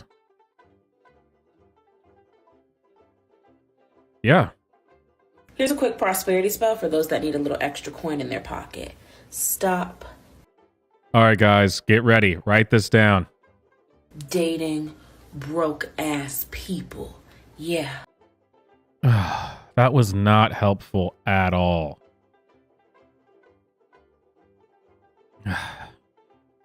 Just find people you can mooch off of. I knew that. I've heard of this magic spell. You silly motherfucker. Do better. Raise your standards and pick your motherfucking head up. You're embarrassing us. That is it. That is all. Here's a quick... What are you doing with your hands in this video? The way some of y'all Christians are in my comment section fighting for your lives like Christ. Did I not say this was going to happen? I told you. I told you. Didn't already die for it is alarming. Y'all trying to explain free will sounds like a partiperdac robber mixed scabber. That shit is not making a bit of fucking sense. This is what free will sounds like to a non-believer. Hey, I made you some cookies earlier. I put them on the table. Thanks. I think I'm gonna go for this snickerdoodle. It looks pretty good. Just be careful. It has poison in it. Oh, well then I'll just go for the chocolate chip. Yeah, that one has poison in it too. Are there any cookies that don't have poison in it? The sugar cookie doesn't. Is there a reason you put poison in all the other cookies except for the sugar cookie? Because I would have chose the sugar cookie. It's the one that I want you to choose. So I made that one without the poison. You're welcome. But why did you give the other options if you only wanted me to choose this one? Why didn't you just make all sugar cookies? Because I would seem controlling if I didn't give you options. The way some of y'all Christians are in my... Did I not call this? This is exactly what I said that she would think about Christianity. How did I know? How did I know? Every day my brain breaks when I think about the fact that Christianity is built off of a contradiction. The same concept that got Satan kicked out of heaven, Adam and Eve kicked out of the garden, is the same concept that made Christ qualified to die on the cross for humanity, and the same concept humanity has to follow to be qualified to get into fucking heaven, being more like God. Now people will say, well, Satan was disobedient, but nobody will ask, how did Satan have the ability to be disobedient if sin never existed in heaven and disobedience is sin? That's a real question to fucking ask. Nobody ever asked, how was it after Adam and Eve ate of the fruit in the garden, the first thing that they experienced was guilt and shame when the fruit was supposed to make them like God? You mean to tell me this motherfucker walking around feeling guilty and shameful? Tell you Christ was perfect, but my question is, why does the Bible depict God's perfect as being superior to Christ's perfect? And if they are God in three person, why didn't Christ have the same knowing that God did? And better yet, why didn't the God of the Old Testament know that he was going to become the God of the New Testament and have a change of heart and realize he needs to send his son to die, like there wasn't another way through love or something like peace, I don't fucking know, to get his people back to him, instead of just smiting people for century after century every day? How come so many people like this? They like, no one ever asked this, no one ever thought this. Are you freaking kidding me? you really, wow, you have a really high opinion of yourself. To think that these questions, you've come up with some new thing, you've cracked the code. But for 2,000 years, no one was able to figure this shit out, and you're the first person who ever came along and asked the right questions. And tell me you haven't actually spent time with the Bible without telling me you haven't actually spent time with the Bible. I hate this kind of crap where it's like they're talking about where it's clear that they'll tell you that, oh, I've read it. No. You may have read certain verses, but mostly you're getting this from somebody else, which is weird because you're acting as if you are the one who's somehow come up with questions that no one else has come up with. But it's always an arrogance, isn't it? It all every time. Oh. And of course, in the comments on this video is a person that has been on another TikTok Tuesday, who's one of these queer reverends, queer priest, someone who preaches and claims to be Christian, but also, you know, like this here. It's this person. She's been on TikTok Tuesday before. This crazy lady.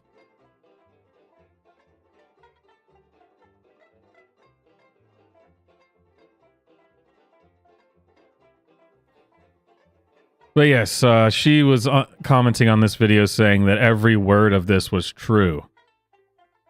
Right. Tell me more about how you're a reverend. Get out of here. Anyway, that was Jasmine. Up next, Stephanie, spelled with an F. Stefanie. I don't know why that's so annoying to me, but it definitely is. Take it away, Stephanie. Women pay an estimated $2,381 more per year for the same goods and services as men, according to analysis from the state of California. That's an estimated 188. Well, if there's ever been a great source of information, it's something that is from the state of California. totally legit, the stuff they do over there. Nailing it. $1,000 over the course of a lifetime in what's commonly referred to as the pink tax. The pink tax is used to describe the extra money charged for services or products when they're made or marketed toward women, like razors or deodorant or dry cleaning. The pink tax leaves women paying more money for similar and often identical products and services. Wrong.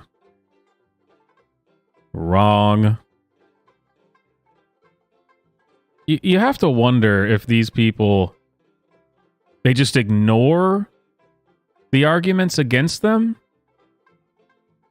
Like meaning like they don't even, like if they start to hear someone argue against it, they just shut it off and say no. Or they know the arguments, but they just choose not. I mean, like, are you actively shutting your brain off from the other side of the argument? Or do you know what the other side says and you're still voluntarily pushing lies?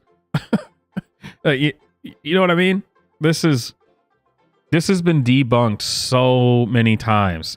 This is like saying that men make more than women and it's because of sexism. You know, the 75 cents on the dollar thing, and it's been debunked so many times that it's... How can you still believe this?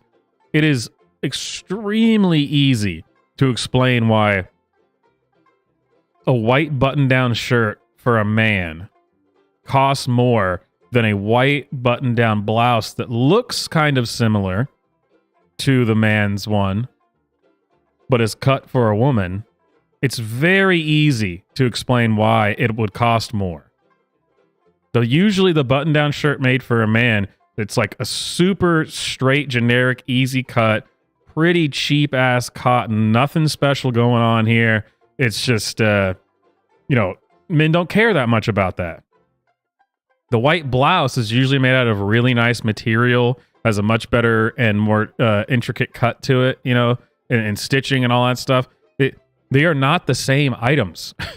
They may look similar on the surface, but they are not the same at all.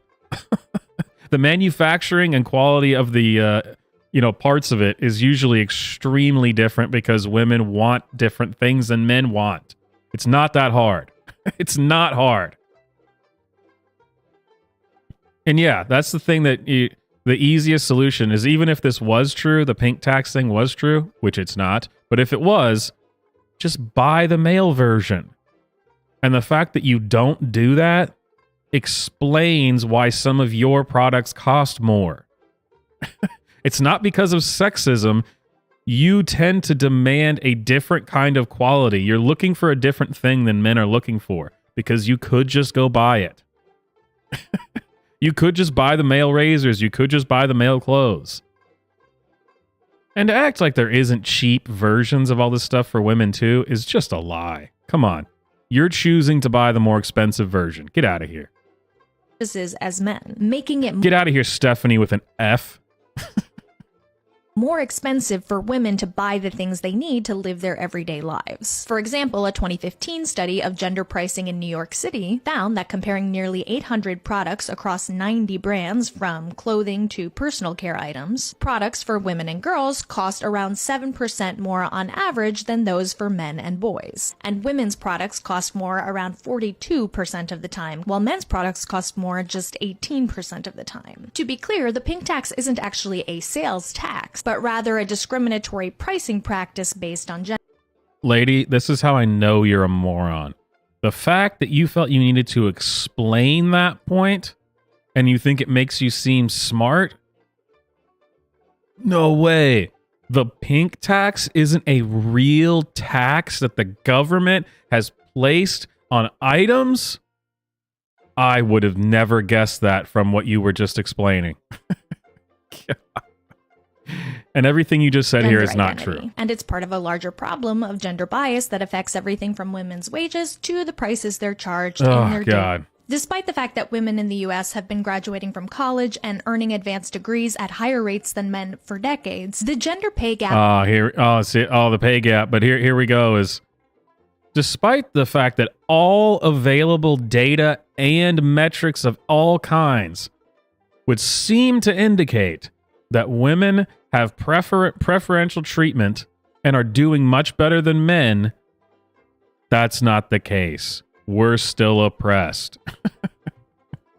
Still grows for women over the course of their careers. And a 2023 analysis from the Pew Research Center finds that those gendered pay differentials hold true even when women do not have children. For example, among employed women ages 25 to 34 with at least a bachelor's degree, both mothers and women without children in the home earned 80% as much as fathers, comparing median hourly earnings. This suggests that the way employers discriminate against mothers, for example, perceiving them to be less committed or competent, is a broader gender stereotype that impacts all women, particularly around their prime childbearing and rearing years, with compounding consequences over the course of a career. Interestingly, men without children in the home also earn less than fathers on an hourly basis. Stephanie, I can certainly tell you right now, if a woman walks in an interview and starts talking like this, if you get the job and you're getting paid less, it is 100% because you are less competent. 100%. Because you're not going to have a man come in here and start talking like this. Your incompetence is very apparent. It's not perceived. It's not assumed. It is observed. In what's known as the fatherhood bonus or the fatherhood premium, which aligns with the gendered stereotype that fathers are the breadwinners and therefore need higher pay. Though even men without children in the home still earn more than women without children in the home and mothers. These findings from Pew are consistent with another 2018 study that found women without children were paid less than similarly aged men, even though they were actually more productive. The researchers found that this decoupling between pay and productivity for women without I would love to see how they calculated this. Despite the fact that they were more productive,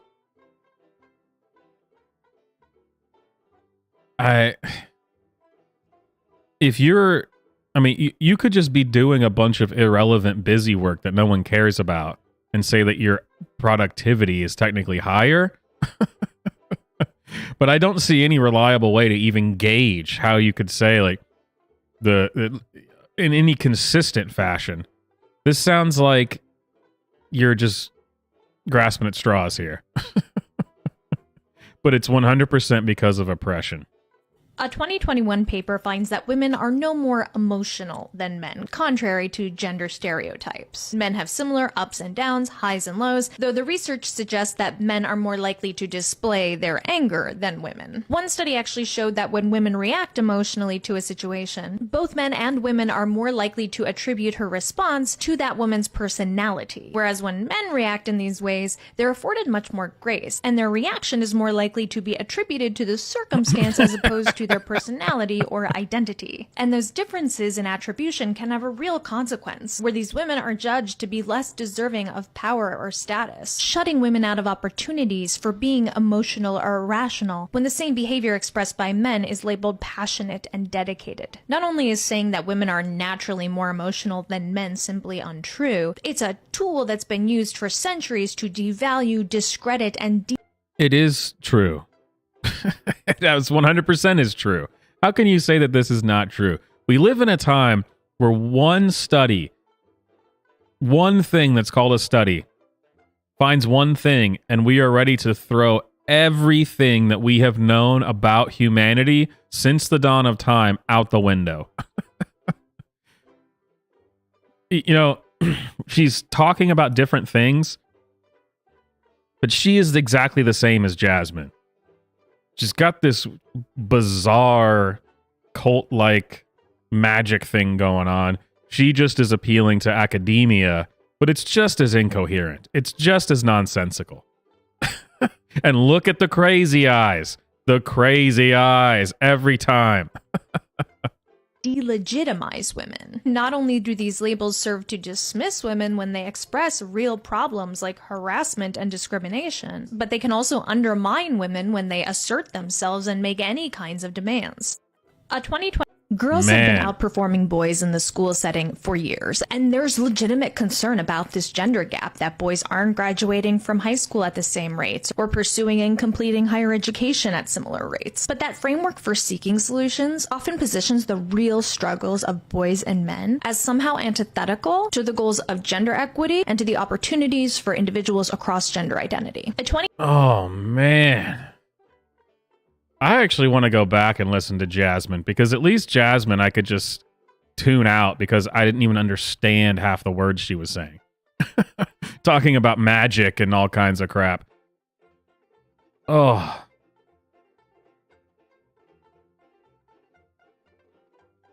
What do you think the odds are that she's married? And if she is married, that it's to a man? Oh, I don't know. 2020 paper challenges this framework, finding that across 74 countries studied, greater gender egalitarian values are actually associated with the improved academic performance of boys relative to girls. And this pattern held true across science, math, and even reading, where boys notoriously underperform girls on average. Gender egalitarian values refer to a society's underlying values around gender equality. That is their cultural... Oh my God, that is not a definition. Dude, this video is the worst one I've seen from her so far. God. That is not a... Okay. What? Gender egalitarian values refer to a society's underlying values around gender equality. That is not a definition. Okay, we're back to the beginning. We're back to square one, the beginning. What does that mean? This is dangerously close to just being your typical circular definition. It is essentially just a circular definition. Gender egalitarian society. Gender egalitarian... Man, I'm having a hard time with that. Gender egalitarian values. Okay, what is that? It's gender equality. I know that. The words are already there. What is that? What... Jeez. They love to do this kind of crap, man. Equality. That is their cultural attitudes around gender identity. Are women and men equally important? Are they equally competent? Should they have the same rights? The more egalitarian the cultural values, the improved academic performance of boys relative to girls. Researchers point to the way cultural values can really shape expectations of parents and teachers and peers. For example, if the societal norms of masculinity dictate that the engagement in school and studying is somehow uncool or not masculine, that in turn can affect boys' behavior and their relative performance. It's just one of the ways that gender egalitarian... Careful, lady. It sounds like you might be talking about urban culture, and that's not cool. Next thing you're going to say is that not having a father present in the home results in the higher likelihood that you're going to drop out of school. And that is just... Wow. Wow. Careful, Stephanie. Careful. So none of what she just said, there's no substance to any of that at all. Despite the stereotype that women spend more wastefully or frivolously or excessively, real differences in how Americans spend their money across gender identity. Wait, that women specifically spend money frivolously? I've never heard that. I've heard certain types of women, right? Bimbo. the types who want a sugar daddy. Yeah, I've heard that. I've never heard that just women in general. But, okay. are minimal. But what does differ is our collective willingness to judge and critique the purchases stereotypically associated with women, like spending on clothing and accessories and beauty, for example. The great irony of which is that when women don't spend money on their appearance, they can also be judged and even financially penalized. While research has long established that more attractive people enjoy benefits in the workplace, like being more likely to be hired and promoted and earn higher incomes, a 2016 paper found that this attractiveness premium for women far more so than men was primarily driven by grooming and beauty practices. In other words, changes in grooming have a substantial effect on whether they're perceived as attractive, which in turn has a substantial effect on their this salaries. is nails on a With those individuals chalkboard. rated as more attractive, earning around 20% more. In summary, practices like applying makeup and styling hair and clothing accounted for nearly all of the salary differences for women of varying attractiveness. And the double standard that judges women for spending their time and money on beauty while penalizing them when they don't conform to beauty standards has an even greater effect on women of color. One prominent course it example being the does. It judgment always black women does. overwhelmingly face for spending on their hair care, while simultaneously being criticized and in some cases Can you really be standing on your virtue signal soapbox and not say at the end of whatever you just said, and it disproportionately affects women of color? That's like saying amen at the end of a prayer. I mean, that's what you're supposed to do. even losing their jobs for wearing their hair in ways that don't conform to racist and gendered societal appearance ideals in the United States. Despite the stereotype, Man, what was that ending? That was super bizarre. Watch this. jobs for wearing their hair in ways that don't conform to racist and gendered societal appearance ideals in the United There we go. States. Despite the Oh, that was so creepy. What? What is happening? What was that? gendered societal appearance ideals in the United States. Despite this, What? All right, Stephanie, you get one more. Oh, God. the median white family in the United States had $184,000 in wealth in 2019, compared to $38,000 for the median Hispanic family and $23,000 for the median black family. The analysis from researchers at the Federal Reserve Bank of St. Louis found that the median wealth gap between white and black families had hardly changed over the previous 20 years. This is part of what's called the racial wealth gap. And even more so than income, wealth in the United States has remained extremely unequally distributed, even as other metrics have changed. For example, white households with a bachelor's degree or a postgraduate degree are more than 3 times as wealthy as black households with the same educational attainment. And on average, a black household with a college-educated head of household has less wealth than a white family whose head of household did not attain a high school diploma. These racial differences in household wealth are a very clear manifestation of racial inequality in the United States, and in part this is because wealth is cumulative.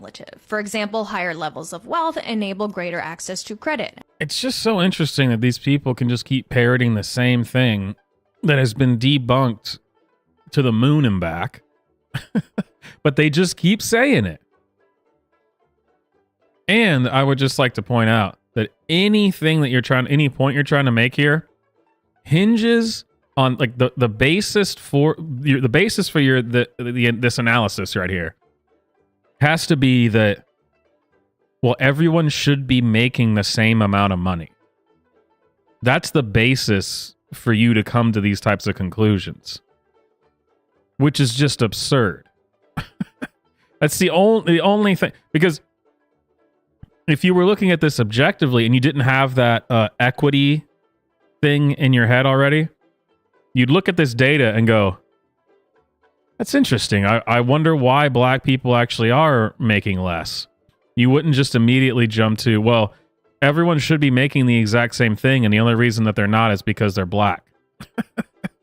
Because the white man's keeping them down. Sure, Stephanie. You're killing it. And financing, and the ability to invest, providing the economic security to take risks, as well as serve as a shield against the risk of economic losses. Black Americans have largely been excluded from this intergenerational access to capital and financing, not just in the form of discrimination and biases that still exist to this day, but explicitly discriminatory and racist policies like residential segregation. And one thing they never address, they love to say about it, you know, like, oh, they just didn't have access to blah, blah, blah. Okay. Why is it that black families in the United States were on the upswing for quite a while and then suddenly went back down with the introduction of a lot of government programs and the model cities type thing, and because they never seem to address the fact that up until what these modern type programs and different things that are in place, black families were actually doing extremely well compared to now. What happened? It's not like, well, they've just been screwed since slavery ended. I mean, it's just they've never been able to make money. They've never been able to do anything. No, they have been. And many of them still do. So why is it that as soon as all these other programs and things meant to help them came into play, they seem to have gone down again? Who knows? Who knows? Stephanie doesn't, that's for sure. Redlining and discriminatory credit practices. The median white family in the United States had $184,000 in discriminatory practices, even though all of that is legal, is illegal. I mean, sure, okay, whatever you want, Stephanie. All right, ladies and gentlemen, round 2. Beautiful and brave women of TikTok, round 2. Jasmine versus Stephanie.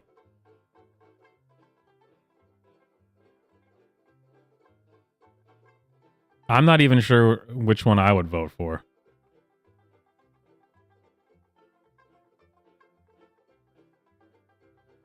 Not to distract y'all from the stupid shit, but Joe Biden just approved a project that will kill us all. How we keep allowing lawmakers to pass bills, projects, and acts that they won't be around to fucking see? I don't know. Joe, you're 80, babe. You got 2 years left, 4 at best, and not in office, honey bunch. That's not what we're talking about. Some of y'all gonna be like, Jasmine, you're being dramatic. It's not gonna actually kill us. Any damage done to the planet that can affect our livelihoods is a goddamn threat, obviously, and I consider this shit attempted murder. It's whoever's... At this point, the government wants to keep approving stupid ass shit. God, Jasmine. Yeah, she should put out an EP. I mean, she's got a lot of words per minute. Yeah, the most beautiful and brave. Who's the... I mean, if you want to say best or worst, obviously the worst, but wouldn't they think it's the best? Who's craziest? That's always the underlying thing.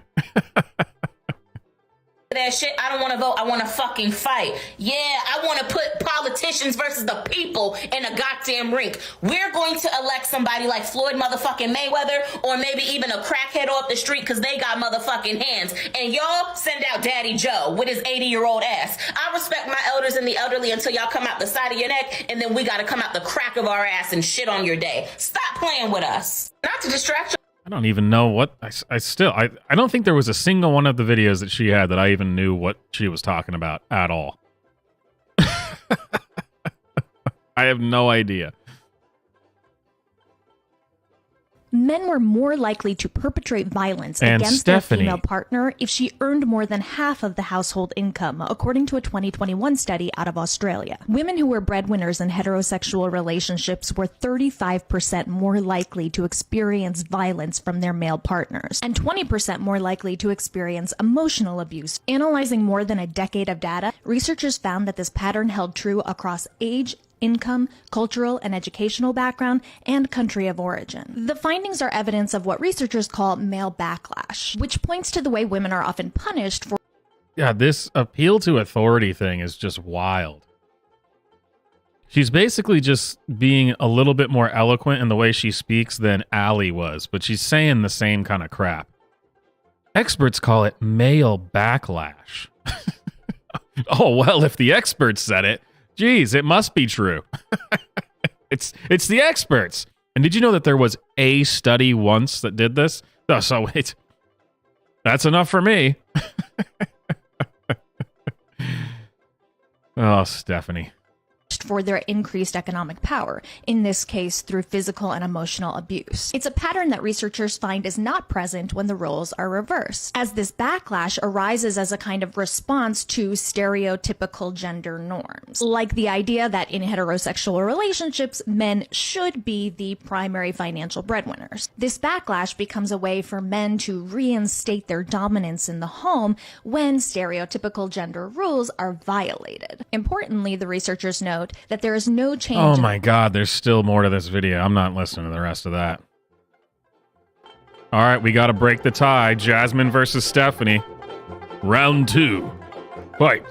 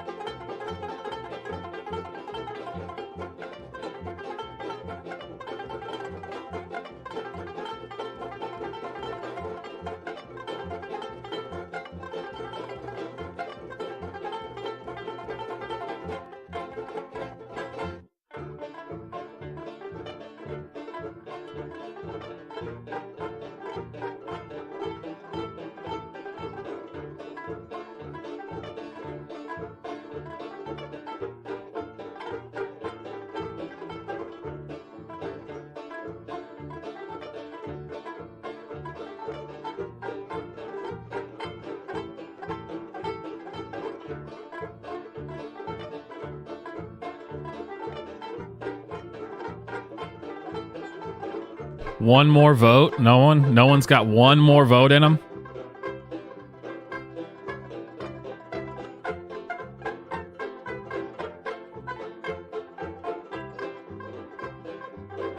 I don't like to have to be the tiebreaker, but I guess I will, if need be. There we go.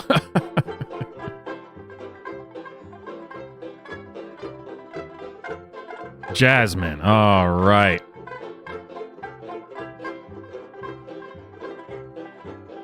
And now, the way this works, we have one more. Round 3. Then we'll have 3 winners and one last poll to decide who is the most beautiful and brave TikTok woman for Women's History Month.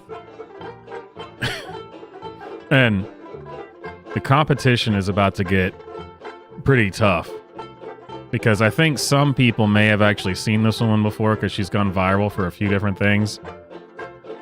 Holy hell. This is going to be brutal.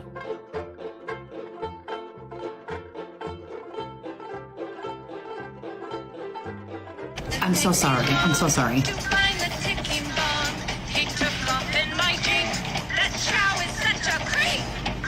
You know what? Maybe I too could be ninja. I want to be ninja. Oh, so the problem isn't the racist video itself. The problem is because we don't understand why you made that racist video. Okay, why don't you explain it? Why did you write that song? I want to tell you the story. I won't make you suffer through that. It's so long and it's so boring. She watched a video where How to Be Ninja is a DVD for you. Personal trainers. Hello, everyone. So you watch these 2 Asian guys do a video on how to be a ninja, and then you're, let's say, inspired by their content because you've seen how much success they've gained because they have acquired, like, what, 20 million followers on YouTube or something, and you want that kind of success on YouTube. Then you're at a party where one of your Asian friends, who is obviously a fucking pick-me, goes around, I don't know, with a hoof knife? Which I guess your sister finds incredibly entertaining. I have no idea what the hell's going on with this, so we're skipping this. All the little boys and girls who look like me watching tonight. And again, there's 2 people now. 2 of these people that apparently watch the Oscars and think it's somehow super important. Like, she's crying. She's crying. The caption for this is, "Will I ever stop crying?" Man. It's really strange to believe that people still watch this stuff or even care about it at all. It's a beacon of hope and possibilities. This is proof that dreams dream big and dreams do come true. And ladies, don't let anybody tell you you are ever past your prime. I identify so deeply with both categories of course of people that she's speaking about, and I, for one, am so happy that I have a role model like Michelle Yeoh to look up to, and I guess I'm just going to be the crying lady on TikTok for the foreseeable future. You know, I don't know if you guys noticed this. No tears. No tears at all. Not a single actual tear. But no, this is totally legit. Totally legit. So is that how you address everything in your life? When things get, challenging or difficult, you just, run away? You just scurry off? Not me. See? Why is this a genre of TikTok? Like, why? I don't understand this responding to messages while doing, like, your morning routine, putting on makeup, getting dressed. Like, why is this a thing? I don't understand it. It seems stupid. But I guess everything else is. When I'm faced with a challenge, I like to kind of, take it head on. So let's say, your house springs a leak. What do? You just leave and buy a new house because you don't want to address the problem? No, of course not. Your house springs a leak.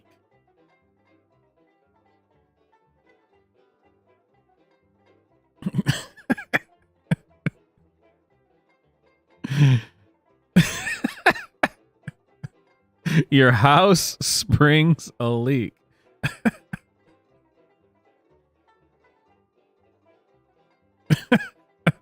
Okay, sure. No need to go down this road since clearly, I won't hold it against her. Obviously, she doesn't really know anything about anything to do with home maintenance. Does she live on a houseboat? Is that what's going on? Maybe I just don't understand. Maybe she lives on a houseboat.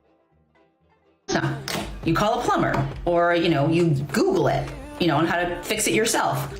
Because you love that house. You've lived in that house your whole life, and you don't want to leave that house. Why would you? No, you address the problem. You try to fix it.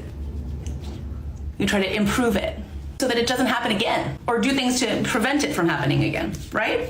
At least I do. But hey, if that's how you want to address problems, go ahead. And something else, though, is people like you always want to talk about rights. You have the right to leave. Sure. You know what else I have the right to do?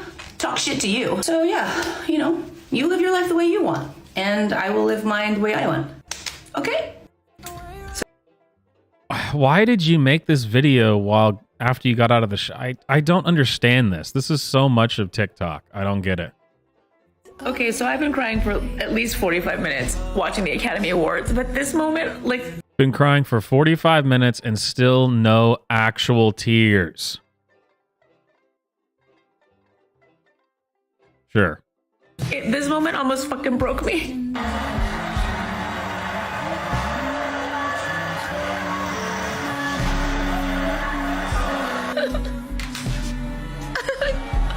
Watching Short Round. What? I don't understand. How can people be? Obviously this is fake. It's theater, but even pretending to be this emotional about watching two people hug at the Oscars. What is wrong with you? Man. Accepting an Academy Award from Indiana Jones is just maybe too much. It's maybe more than I can Oh take. my God, lady. Okay, so I've been crying for... Jeez. Didn't I tell y'all the other day I wasn't gonna put up with y'all's mess no more? Don't come on a grown lady's page and tell her what to do, honey. Who the hell raised you? You want some food reviews? Take your behind to YouTube. There's the door, bitch! Didn't I tell y'all that? I have no idea what's going on here. Put a finger down if your husband asked you if you wanted to watch a movie and you said yes, and he chose the movie Hereditary, and you thought Hereditary was going to be like a family drama or something, and now you know for the rest of your life you'll never be able to look into the upper corner of a room ever again.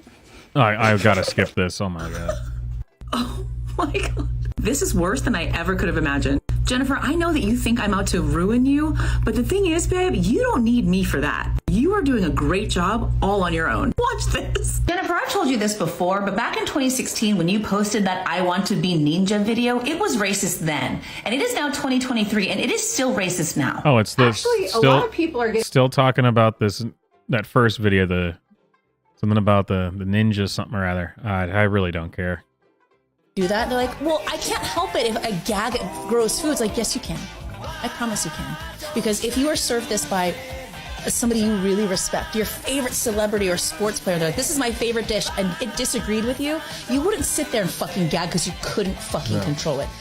Sorry, it gets me so fucking fired up. It makes me so upset. It's like, I can't help it. It's a natural reflex. Well, you know what? Sometimes I have a reflex to do physical things that I stop myself from doing. So if I can stop myself, so do that. And they're like, well, I can't.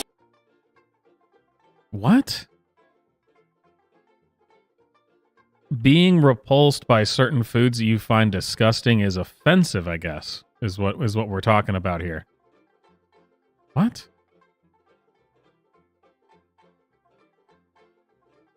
Listen, I have seen the videos of the crazy shit that they eat in China, and some of that stuff, I'm not touching that. I'm not taking a live mouse with chopsticks and dipping it in a broth and eating it. Not going to happen. I'm also not going to take a dog while it's alive and throw it onto a giant pan and like fry it alive. I'm sorry. To me, that's disgusting. But yeah, you keep eating bats. You do you. I'm allowed to think it's gross. Something I want you to consider, Jennifer, is why do you think it is that on your own page, in your own comment section, on your own video, is the only person that's defending you your own sister? Consider that for a second. Why do you think that is? Why do you think nobody else is defending you? And something else I think you should ask yourself is, why is clinging to this video so important to you? Especially when you know that it's impacting people negatively. Good people don't do that, Jennifer. Perpetuating these negative stereotypes.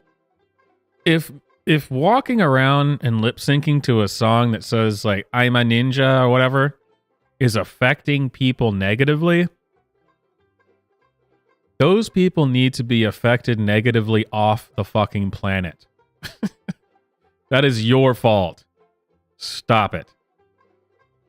Types against Asian people, these stereotypes that we're this perpetual foreigner and, making fun of the way we speak English, as a second language is harmful. And I really hate to do it. I do, but I guess I have to show the video so that everybody knows what I'm talking about. So I'm going to give you a trigger warning. This is really hard to watch. So in 2016, you posted this video, I guess, to sell This is going to be really hard to watch, guys. Are you ready? This is going to be really hard to watch. Mattresses. I want to be ninja. I want to chop, chop, chop, chow down. Hey, chow down to Chinatown. I learned to chop your heart. I fight with credit card. And I guess on the heels of it's I mean, it's hard to watch because it's stupid. But this has affected people negatively.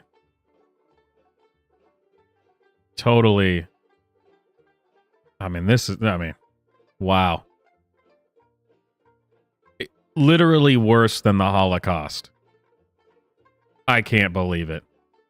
Wild success, you posted this follow-up video. I finally ninja.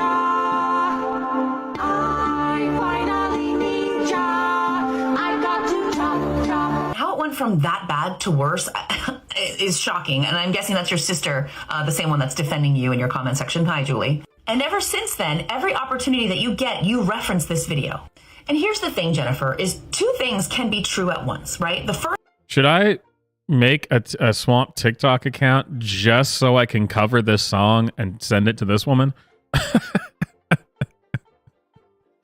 Man, if she's this upset about this woman doing it, would she be even more upset if it was a white cis heterosexual male? Oh, man. Brutal.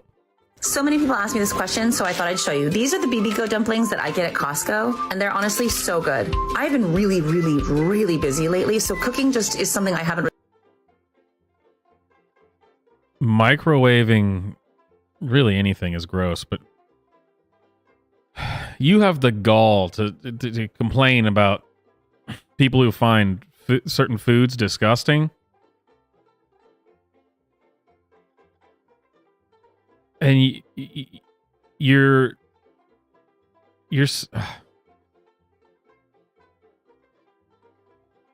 microwaving frozen dumplings from Costco. That is something that I would also put in the disgusting category. Not because I don't like dumplings, but because they're frozen food from Costco. Get out of here. Get out of here.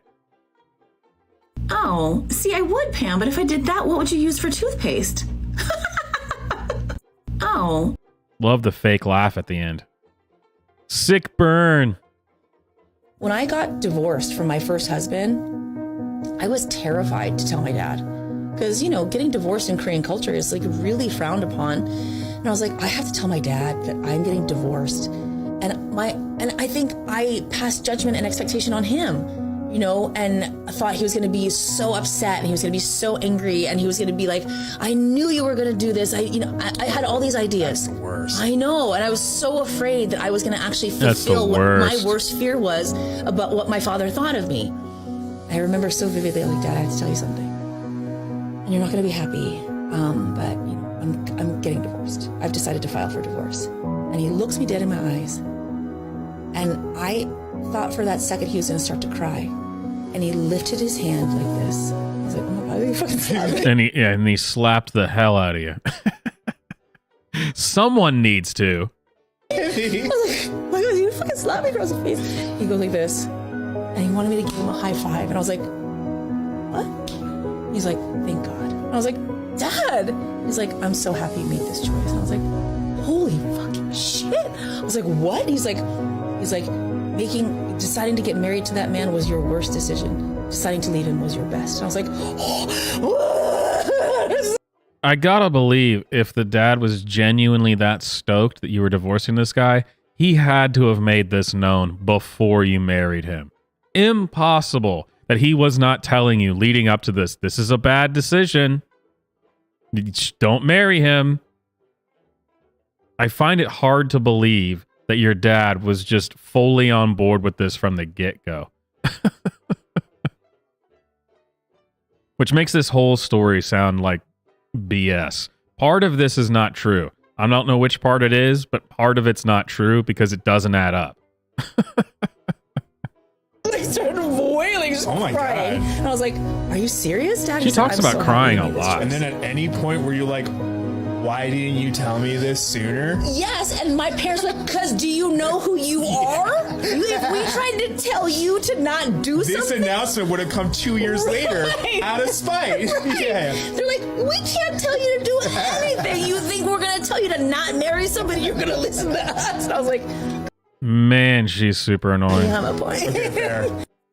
Okay, I don't like this conversation or this person, but I feel like I'm hiding it pretty well, though, thank God. Okay, I don't like this. I don't hate white people. I hate racists and I hate bigots. And if you associate racism and bigotry with white people and happen to be a white people, well, I don't know what to tell you. And you've come into my comment section and asked me over a dozen times who hurt me. A lot of people.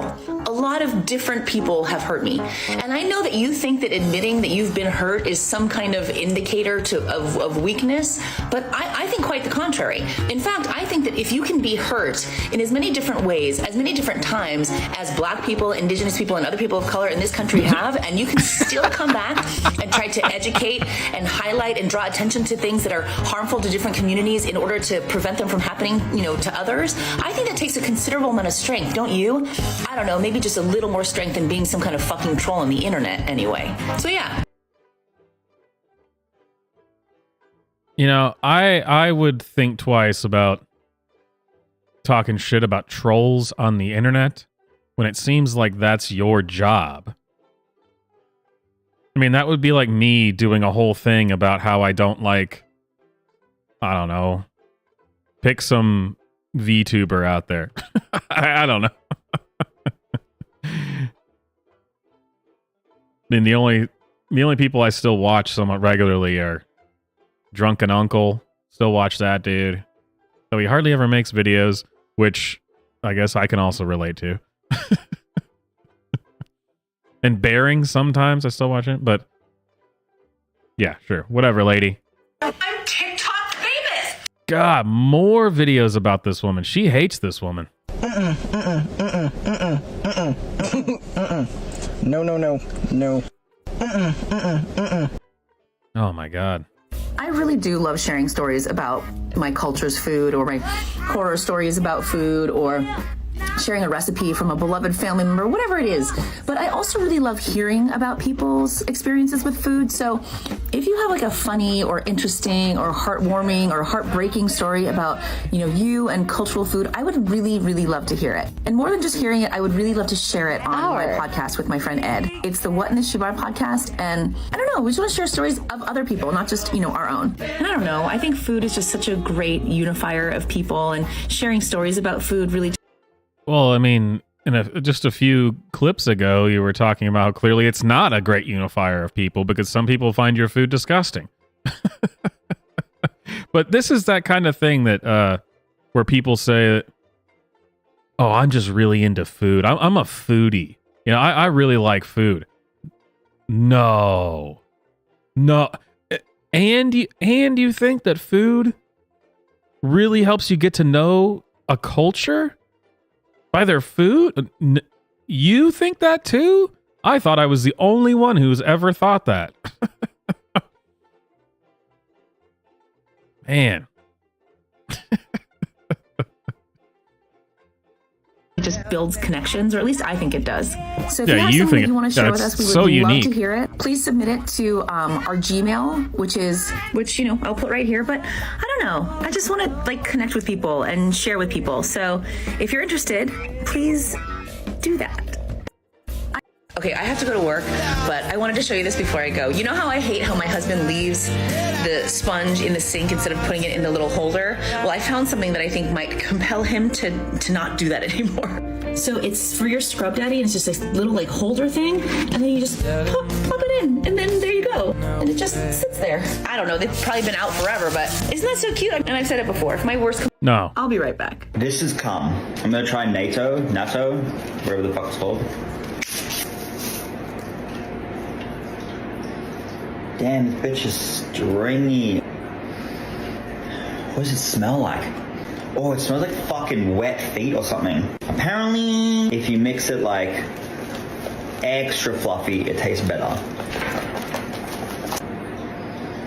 Holy shit, this bitch creamy. It just looks like nut. Yummy. The consistency tastes like cum. I'm sure someone just did nut in This these guy fucking loves saying that, soybeans. doesn't he? This is cum. I couldn't help but notice that you took your chopstick and poked it through the styrofoam container that the natto was in, and then that forces the plastic film, out of the bottom. And knowing that indicates to me that you must have seen other people eating natto before, because there's no way, you came up with that on your own. And knowing that you've seen other people eat natto, then that tells me that you knew very well that the consistency and the texture and the viscosity of the natto was going to be, to your mind, similar to that of cum. And knowing you knew that, you eating it on video only indicates to me that you wanted to draw that comparison between the natto and the cum and you eating it. And if you wanted to just tell us that you eat cum, it would have been okay. You could have just come right out and said it. We don't kink shame around here. What the fuck is going on?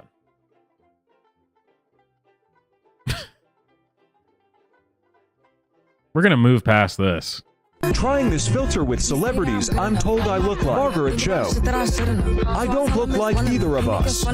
Jennifer Tilly. This is a PSA to remind everybody that not everyone is exactly what they seem. Case in point, this guy. Many of you know him as Jolly Good Ginger, but more recently as... sorry. El Chismoso. And this... sorry. And this seemingly... How can she be allowed to think that's funny when she has been throwing a bitch fit for 18 videos about the woman having a song about ninja and how that's super offensive? But in this case, it's funny.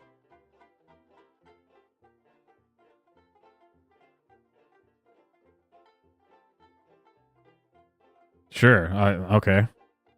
Tough, hard-hitting guy has provided me with one of the cutest little tea sets I've ever seen. And I'm not a huge tea drinker, but I'm actually really excited to try it. And obviously he knows me well enough to know to send me the spicy tea. Let's go try it. Okay, so first I'm gonna open up the tea, and this one has black tea, organic ginger, cloves, and cinnamon.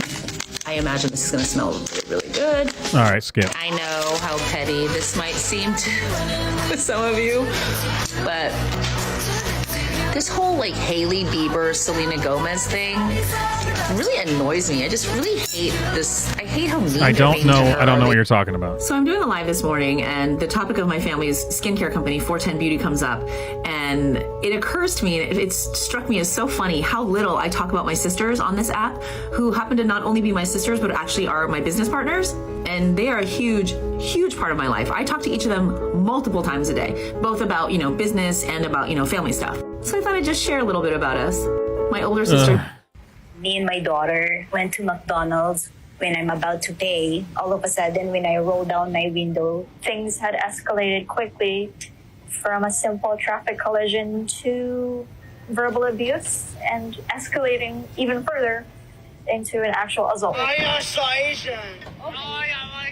It was at a public space too, so a lot of people were coming by. It was the best idea to call Dad for help because, again, we live 5 minutes away. And after I park, I call 911. He's about to go inside of my car to get my daughter. Me and my husband trying to stop him. He pushed my husband. Obviously, this part's not funny. I guess my left rib hit that barrier, and at first I didn't feel any pain. I just recounted my wife and daughter. All right, I don't even know. This is stupid. Oh my God. Okay, well, evidently I'm the only person left on Earth that hasn't made chili crisp. And honestly, I don't know that I've ever... That is exactly what this is. This is my favorite kitchen tool, and I think I just take... So many ads. I don't really know how I feel about this topic, and not you, Roderick. I actually don't appreciate you at all, implying that I'm involved with someone because I saw them eat a crab salad, and then I decided to make that crab salad, and now that means that I'm involved with them, and then that involvement now means that I've aligned with their... Holy crap! Imagine living in this kind of world.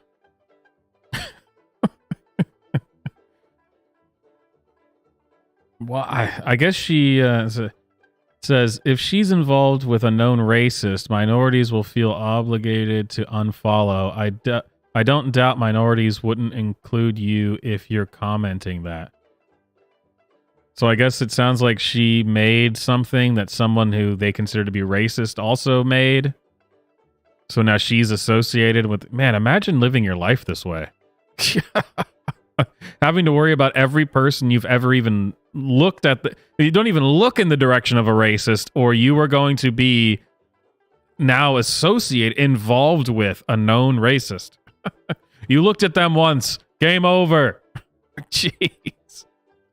Political views and their racist ideologies, that's unfucking reasonable, first and foremost, and I don't appreciate that at all. But the topic itself does have some merit and something to talk about, right?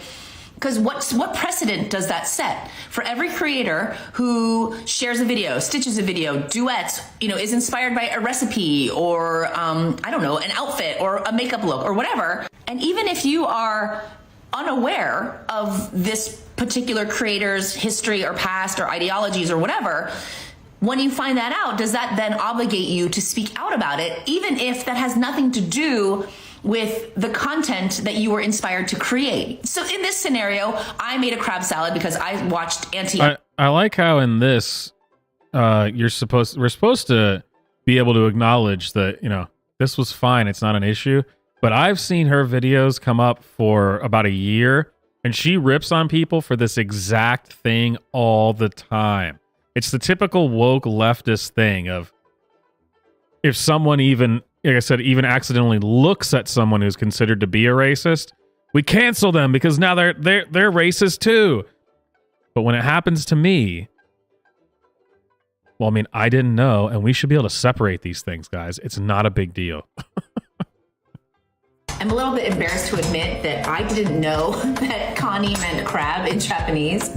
And the first person that I saw call it Connie salad was on TikTok, and it was Auntie Amanda, and here I am. That's why it's so annoying. Was with Clark Gable. But back in those days, the Good Earth, the leading role was played by these guys with the eyes taped up like this, and they talk like this. And the producer said the Asians were not good enough, and they are not box office. But look at us now, huh?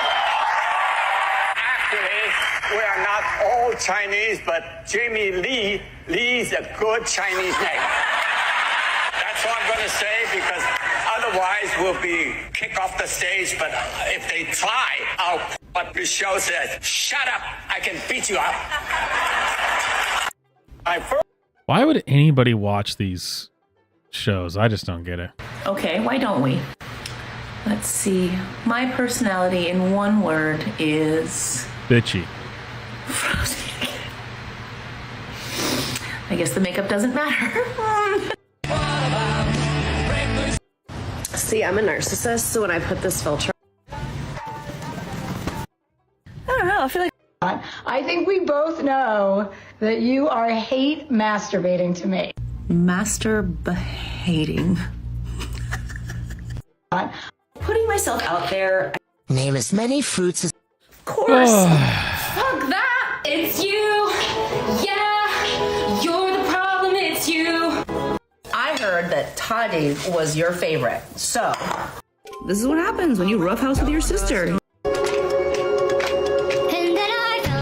We're gonna stop this, Miss Sujia. Her name is Sujia.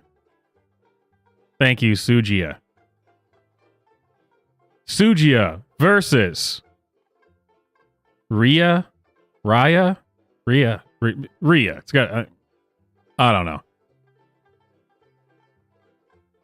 Take it away. I know people are going to get offended by this, so I'm going to be very particular about my language. But I want to pose a question. Okay, I'm just posing a question. We're two friends talking. Does anyone else find it? First of all, that can't happen if you're a wokey. There is no such thing as that. Incredibly interesting, of particular interest, that the common kinks amongst cishet men involve slapping, choking, and verbally degrading women. What? I mean, come on. Of course there's people who have that. I wouldn't say it's the common thing, but sure. I guess you could probably say that spanking is common, but I wouldn't think that that's the same as slapping, degrading, or, beating up somebody. But sure. Let's see where you're taking this. Crazy eyes. Does anyone else, kink shaming aside, does anyone else find it noteworthy that men receive a physical response of pleasure? Oh, so we went from it being this is a common kink to now this is just men in general. From calling a woman a bitch, a slut, and physically degrading her. I'll let you sit with it. I'm not kink shaming. I think it is very interesting to think about.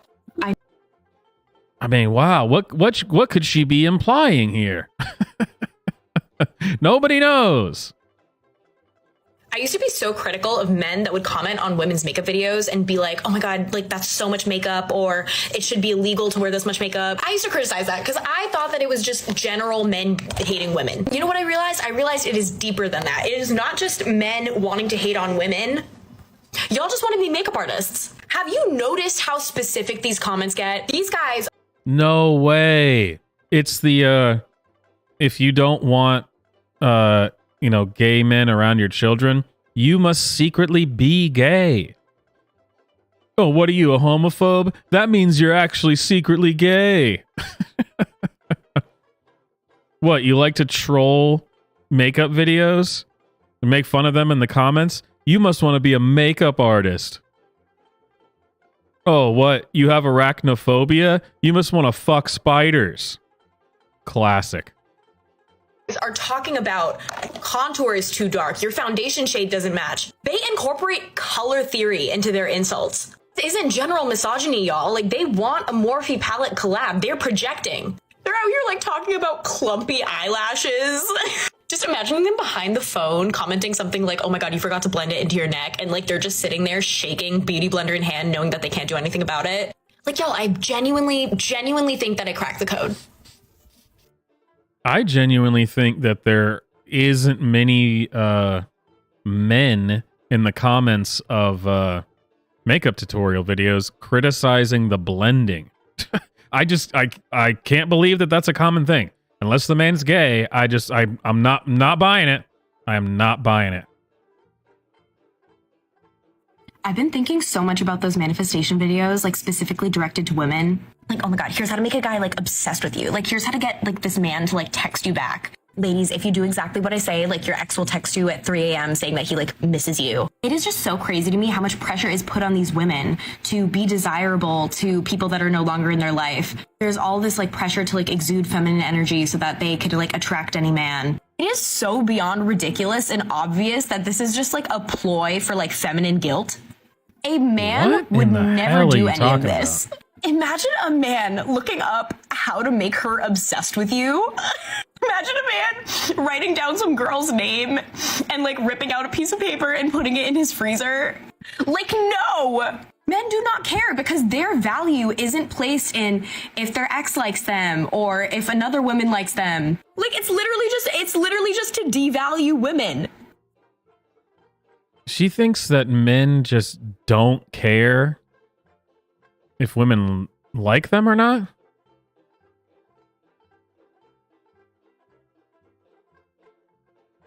Well, that's stupid. But please, tell me more. Y'all, Kris Jenner dead at 67. Oh my god, what type of girl are you? Clean girl? That girl? Oh my god, side profile, ribcage, hip dips. Do you have a frog or a rat face? Oh my god, here's how to make him obsessed with you, ladies. Okay, here's how to exude feminine energy, aura, law of attraction, manifestation. Oh my god, lucky. You know, to use her logic from earlier, it seems like she's been single for way too long because she's really talking about how you don't need to attract a man. Guys, I am so excited. Motel Rocks just got me two. So I just finished Jenny and Georgia season 2. And okay, hear me out. Hey, Jenny and Georgia. That was like one of the first videos I ever made. Was about that show. It's fantastic. Clearly. Ready? Paul is Georgia's Max Medina. I don't know. Snot girl. Who is that? This is a list of things that I learned embarrassingly recently. This list is humiliating, but let's normalize it. Normalize just like not knowing basic things. So starting off strong, apparently Babe Ruth just like is not black. Where the hell did you get that Babe Ruth was black? That is weird. Maybe I just like mixed him and Jackie Robinson up or something, but like I literally went. Wait, you know who Jackie Robinson is? But you didn't know that Babe Ruth wasn't black? I feel like it's much more common knowledge to know that Babe Ruth wasn't black than to even know who Jackie is. How strange. Went my whole life thinking this man was black. And then I recently looked him up and it's like a white man. Like, okay, number 2. The I in I-95 apparently stands for interstate. Like, it's not like a cute nickname, like it actually has meaning. Next up, when people talk about grippy socks, apparently it's just not in reference to the socks they give you at trampoline parks. like it's much darker. This is so embarrassing. So next up, apparently Howard Stern and Howie Mandel are 2 different people. Like, what? Like, I thought that it was just a bald man who wore a black wig sometimes. I'm so serious right now. Next up, we have when people say hold your horses. I just thought that they said hold your horses to like calm you down and like that was it. Apparently they tell you to hold your horses and that means that you need to be stable. You're holding your horses because they want Oh my God, this woman is killing me. Holy crap. you to be stable. I just thought it was like a fun little say. Like I did not realize that it had any deeper meaning. And lastly, chipotle is a type of pepper. Like when people would say like chipotle mayo or like chipotle blah blah blah, I was like, oh, it's just gonna be like, mayo but with like a little something. It isn't. What? But it's like an actual pepper. But listen, hey, we're not perfect. Let me be vulnerable with you. This is humiliating. This is a list. Man, that was stupid. Holy crap. Y'all, listen to me carefully, because I found the formula to piss off every man ever. So far, this is at a 0% fail rate. If you engage in this bit with a man, he will excuse himself to the bathroom and cry. So I figured this whole thing out while I was in Miami, right? So my friends and I, we were on the beach, and a lot of promoters were coming up to us and asking us to like go to these clubs, but oftentimes they'd be creepy or we'd be uncomfortable. So you best believe I made it my goal to make the next promoter that came around extremely uncomfortable. Reverse Uno, baby. Sure enough, the next promoter comes around and he comes up to us telling us how good we look, weird vibes. And now this brings us to step one. I don't listen to anything he says. I just straight up ask him, if you were an animal, what animal would you be? Now, usually when a man gets asked this question, they will make themselves like some type of alpha animal. So in this case, the promoter said tiger. So then what you do after they say the animal they think they are is you say, wow, no way. I just never saw that for you. That's like so not the vibe that I get from you. Like really just make it a point to be like, wow, you are so not that animal to me. Like never would have guessed. So then they're going to ask you like, oh, well, what animal do you think I am? Which the promoter did. Now you can pick one of two categories for the animal that you will choose for him. Either one that is kind of pathetic or one that is extremely obscure. And the thing is like you have to. How is it taking you this long to explain this? We all knew from the get-go what you were going to do, and you're still not there. I mean, good Lord. How to piss off a guy. Ask him what kind of animal he is, and then after whatever he says, pick something that's totally lame. That's all this. I mean, that's it, apparently. Jeez, and she's explaining this like it's fucking rocket science. You have to commit to it. Like you have to be like, oh brain my God, like, surgery. this is literally your vibe. Like this is exactly the energy that I get from you. So I look at the promoter and I said, wow, I just don't get tiger it's vibes. still like, going. You give me a massive like weasel energy. And he didn't know what a weasel was. So I was like, oh, it's like a rat. And now we know that this story isn't true because you're claiming this guy doesn't know what a weasel is. But longer and skinnier. He left us alone, bro. I did this to another guy and I told him that he gave me massive like anthropod energy. And then I said to another guy that they gave me like massive anteater energy. Just pick like the most random animals. Like bonus points if they're funny looking. And I guarantee it will sit with them. It will literally sit with them for the rest of the day. No, it won't. What's going to happen is the person's going to look at you and they will probably walk away rather quickly, but they're not going to walk away reevaluating their whole life, being like, I always saw myself as a tiger. They're going to walk away thinking, what a dumb bitch. Yeah. Wow, that was stupid. And it took you 2.5 minutes to explain that. Something that you could have explained in one sentence. Jeez. Y'all really seem to like my last video on how to piss off men. Oh, I loved it. For you, I got I was a huge fan. When a man introduces himself and tells you his name, say, "Aw, that's my dog's name. That's so cute." When the situation allows, ask them if they know how to swim and tell them that they don't seem like the type to know how to swim. I don't know why this is the case, but men feel very strongly about their ability to swim.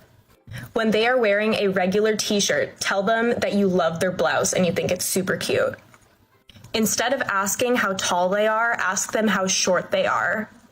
Tell them that you are going to guess their shoe size and guess an 8.5 or 9.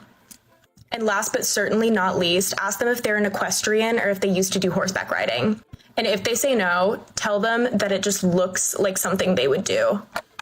Have fun. Y'all really seem to like my laugh. I'm really not what kind of men has she spoken to? I don't get this. None of those things would piss me off. Some of them, like I said, would make me go, wow, you're an idiot.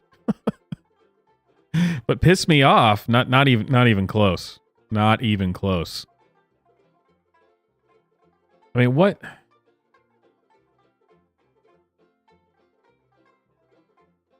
What would lead you to believe these things? I have no idea.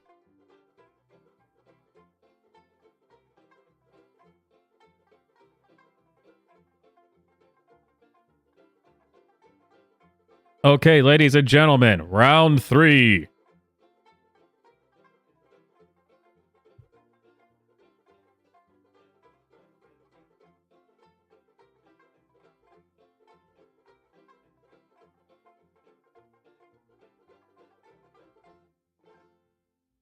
I gotta see how to spell that.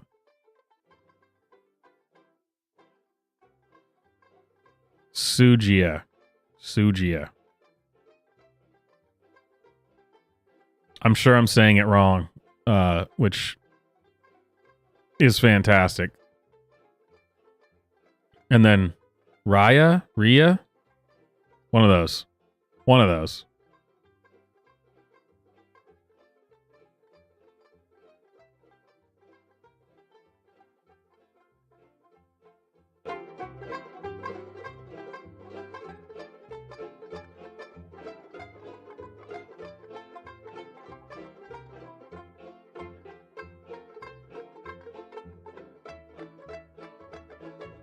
Do that, they're like, well, I can't help it if a gag at gross foods. Like, yes, you can.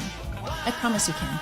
Because if you are served this by somebody you really respect, your favorite celebrity or sports player, they're like, this is my favorite dish, and it disagreed with you, you wouldn't sit there and fucking gag because you couldn't fucking control it. Sorry, it gets me so fucking fired up. It makes me so upset. It's like, I can't help it. It's a natural reflex. Well, you know what? Sometimes I have a reflex to do physical things that I stop myself from doing. So if I can stop myself, so do that, they're like, ugh, insufferable.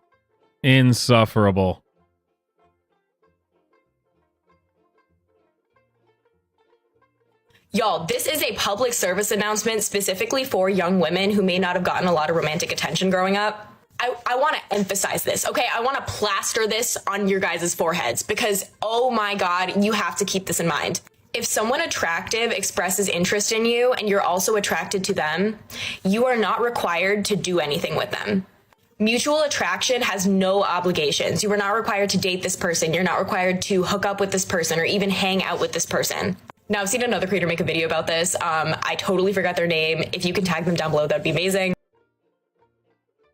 Are people actually this stupid nowadays? Is that what's going on?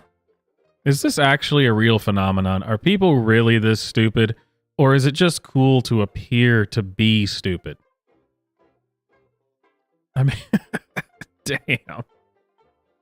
But as young women who didn't receive that romantic attention growing up, we often feel the need to act upon mutual attraction instead of just let it be because we're so scared that it's a rare case and that it won't happen again. And oftentimes we get so blinded by the fact that an attractive person likes us back that the red flags just turn orange. Y'all, there have been so many times where I've started talking to a hot guy and I got a weird gut feeling about them and I completely ignored it because I was attracted to them, they were attracted to me, and I thought that that was such a rare case. Spoiler alert, they ended up being insane. We need to get out of that mindset that inserting ourselves into romantic space. Yeah. I'm sure it was that guy who was the insane one. All right, it looks like Sugia wins round 3. And that brings us to the finals. The final vote of the night.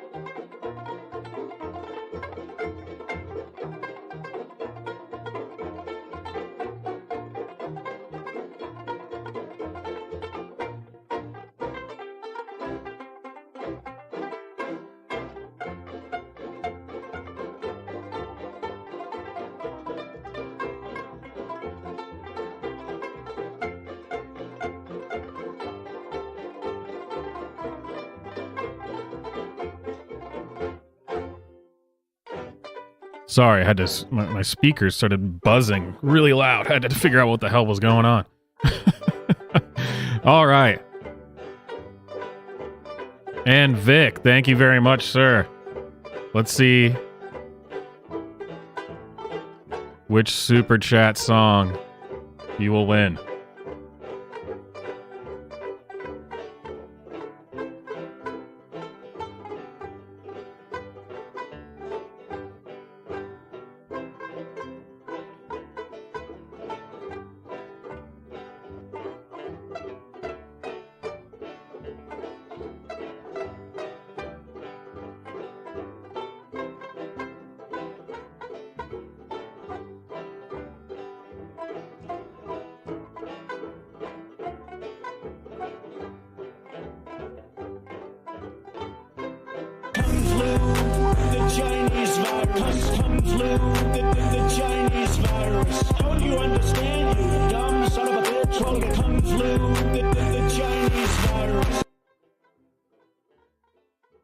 Nice.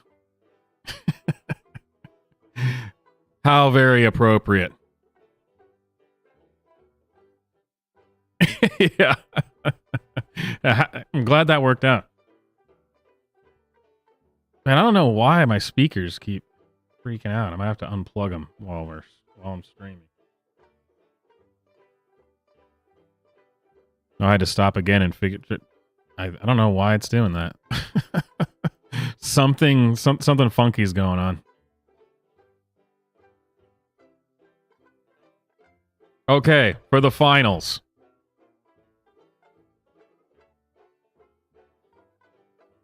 We have Allie, Jasmine, and Sugia. I have to try to seem as confused as possible so that if she ever sees this, she'll be, I can't believe you can't say my name right. Stupid white people. Though I don't hate white people. I just think they all suck.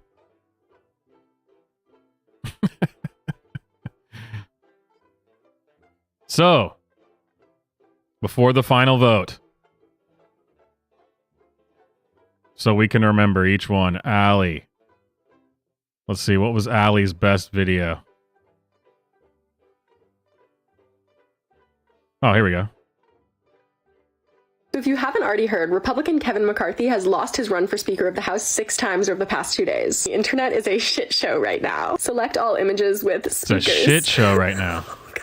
This is obviously Kevin McCarthy. This is the second most embarrassing fiasco the Republican Party has orchestrated in that room during a first week of January. Can't wait to see this go to penalty kicks tomorrow on the House floor. This literal congressperson tweeted the only Kevin that can defend a house. The House reconvening at 8 p.m. should give Kevin McCarthy enough time to move his shit out of the Speaker's office. Kevin McCarthy, if at first you don't succeed, try, and try again. He's already lost 6 times, but they're voting on it again tomorrow, so we'll see if anything changes. If you Yeah, wow, that's just hilarious. Absolutely hilarious.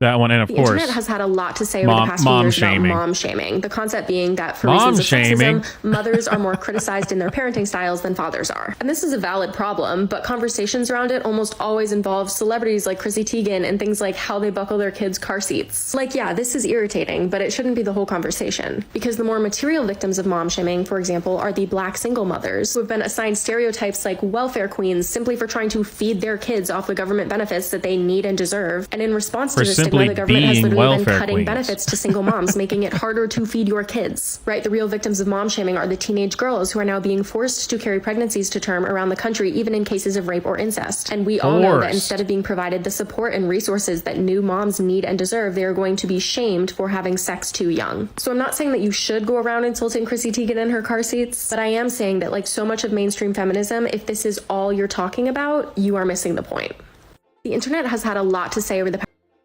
Oh, now we know about mom shaming, so we can all do better. All right. The next one. The one, the only, Jasmine. Obvious the government wants TikTok gone because it's the only news source not on their payroll, and we can incite change faster than they can censor us, and that's a problem for them. In the same breath they're trying to frame it as a national security threat, our sitting president has classified documents where they're not supposed to be. They know for the older generations all they gotta say is the word China and it's gonna create a motherfucking problem. But the actual problem is that they can't cover their goddamn tracks, and we're onto them. They gonna have to get rid of the entirety of the internet. We can find anything faster than y'all can hide it. The same politicians that voted to ban drag got photos of them in drag. The same politicians vowing to eradicate transgenderism have videos of them tied up, bent over, gagged, red-bottomed, and I'm not talking about the shoes. Because y'all don't want them to have rights in public, but you pay to get abused in private. Is it the thrill for you, counselor? We already know y'all bringing back Jim Crow laws as y'all pipeline and try and put us back on a plantation. But let me tell you something, this is the generation that communes with their ancestors, and they're already pissed off. It's obvious the government wants... This is the generation. The whole generation communes with their ancestors. But, sure, okay.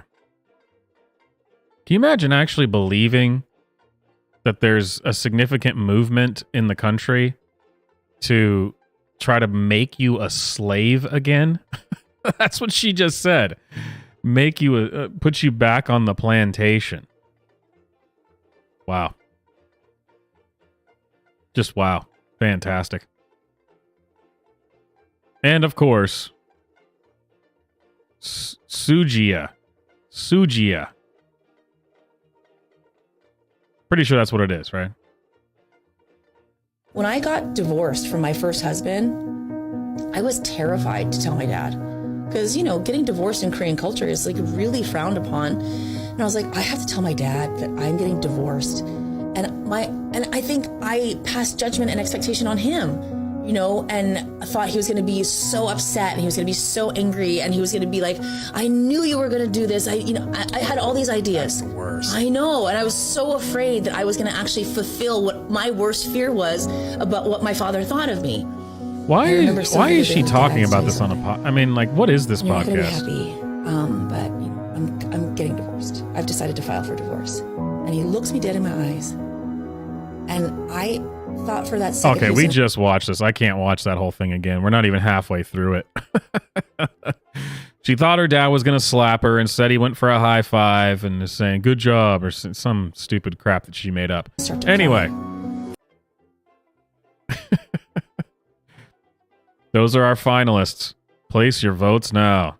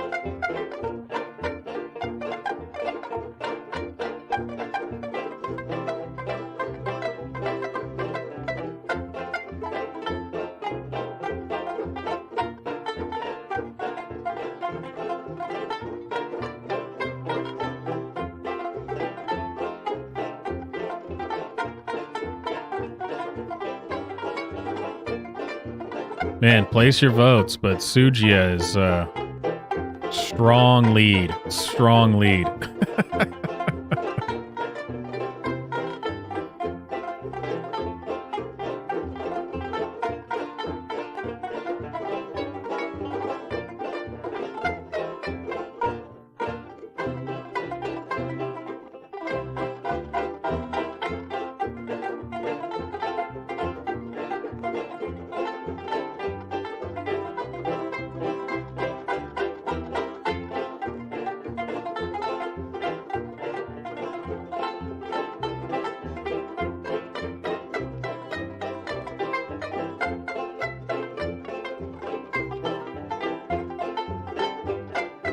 Oh man, she has a video where she's got it captioned that says, "My girls say sharing our foods with their friends fills."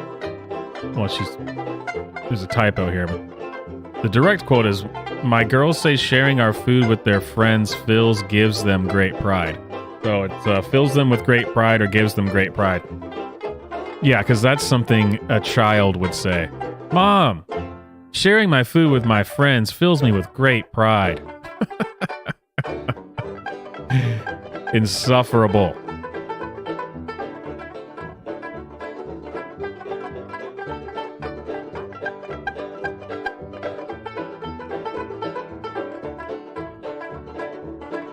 Let's see it. Introducing my daughter's friends to new foods is literally my favorite thing to do, so we took a trip down to BCD Tofu House. Okay, so we're about to get something called panchan. Panchan is like a lot of little small plates. You're also going to get a whole fish. It's going to have its head on it. Don't freak out, okay? Okay. Okay. Eyeballs too. Eyeballs and everything. It's a fish. And it's got its head on it. And it's got bones, so be careful, okay? What do you think of the fish? It's good. It's good, right? Yeah. She likes it. They were very clear that they had a very low spice tolerance, so I let them skip the kimchi. You like the fish? Yeah. Yay. Oh, it looks like she liked it. They Well, at thought least the you bubbling finished it. cauldrons of tofu soup were incredibly impressive. And though we got them mild, they were both still too spicy for the girls, but I was so happy and proud that they tried it.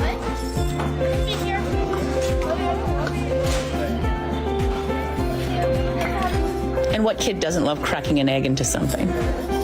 Great job, Emily. I was also really excited. I hadn't had tofu soup in a long time. So rich and spicy and hot and comforting. Oh, I could eat Yeah, that it all. tofu soup actually looks good. I'd probably chow down on that, but I just like the caption of it, that claiming that it was her daughters saying that it fills them with pride to share their food with their friends. I'm sorry. I don't see an 8-year-old or a 9-year-old or a 10-year-old saying that. But, you know, that's just the skeptic in me. That's just the the bigoted racist in me. I mean, if Sujia was allowed to comment on it. Yeah, it's weird. I'm realizing looking through the rest of these videos, and I think we're just gonna have to call it, right? I mean, I think Sujia wins. I don't think Jasmine or Allie are gonna be able to pull out this win. So Sujia wins the most beautiful and brave woman of TikTok for Women's History Month. It's a very proud title. And I'm noticing here while looking at the rest of her videos that it's a full-on stereotype here.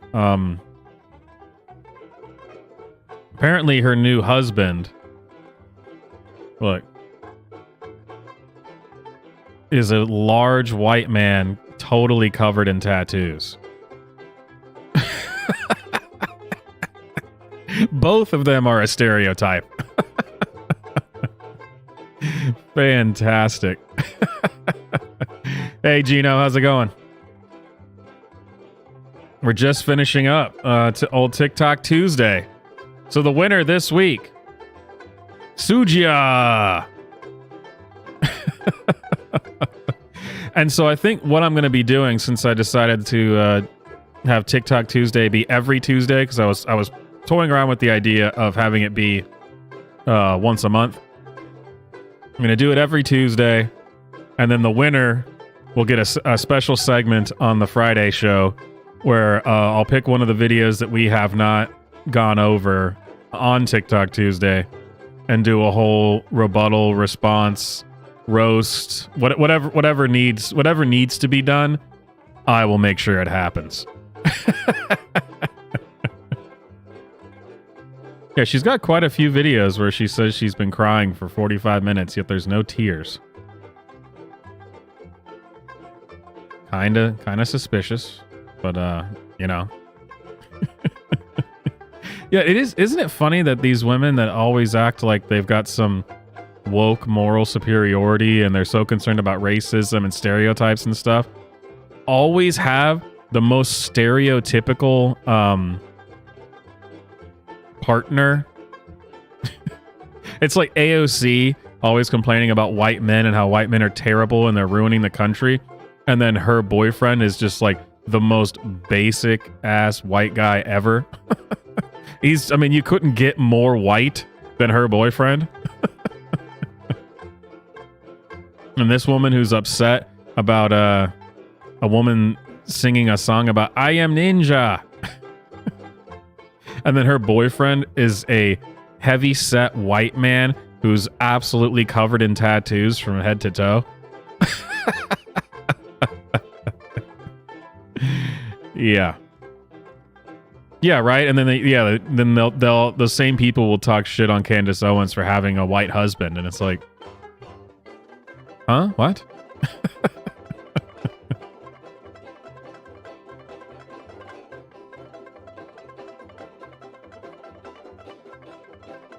I'm looking through her videos, man. I'll pick out something good to do a breakdown on for the show Friday.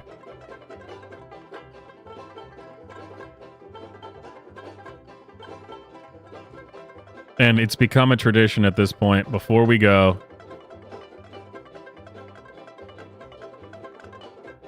we got to check in on our main man. I don't know, suggested followers. Who I follow. Here we go.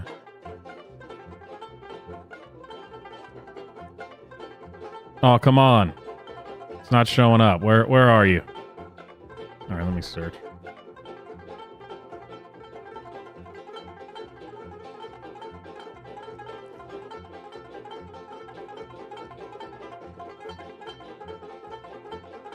All right, let's see how Mole's doing. We got to get our weekly Mole update.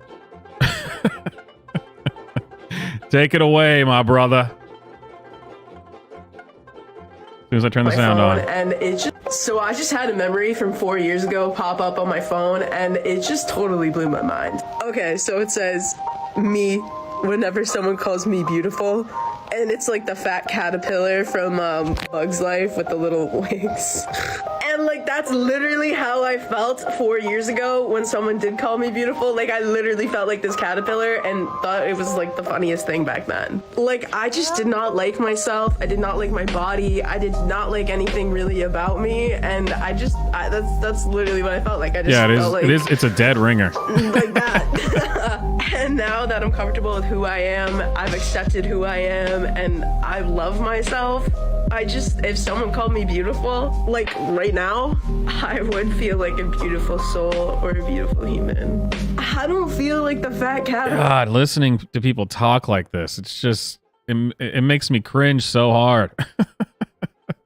Self-doubt is literally so crazy to me. In a recent interview, Neil Druckmann, Bella Ramsey, and Pedro Pascal all opened up about the self-doubt they had while making The Last of Us. When Neil was making the game...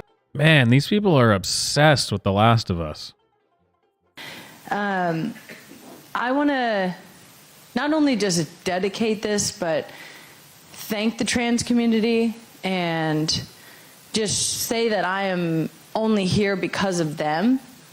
And I think we all know what's going on in our country with really the attempted genocide, erasure of trans people in our country, and globally, but particularly in our country. Man, how did I miss this? Well, actually, I mean, it's very obvious why I missed this. Why would I ever watch Time Magazine Woman of the Year speech from Megan Rapinoe? I would never watch that. And now I want to watch it and make a video on it because this is so stupid. Thank you, Mole. Okay. We got to see if we can get one. I'm glad you asked from Mole, and then we'll call it. We found a spider in the house. No. It sucks sometimes that people who aren't trans... No. Just a reminder that if you're gay and you constantly act better than people in our community and shit on people in our community for being cringe, then you are not a part of the LGBTQ. You're just gay. And that's sad. Well, that works. That one works for me. Dude, the gays are getting kicked out of the LGBTQ community. Man. The T's are taking it over. Okay. So, as you know, as I said, Sujia, winner. Beautiful and Brave, Women's History Month winner. TikTok, the whole, whatever it's called. Whatever the award's called. So, this Friday, I'll take apart one of her videos. I'm sure that'll be fun. Appreciate the super chats, you guys. Make sure you like the stream. I think that's it. I think we're going to call it a night. It's been fun.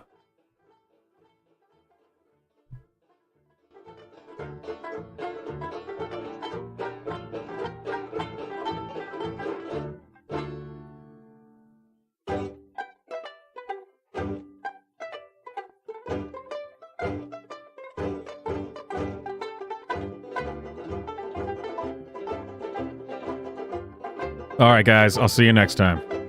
Or this Friday. How about that? See ya.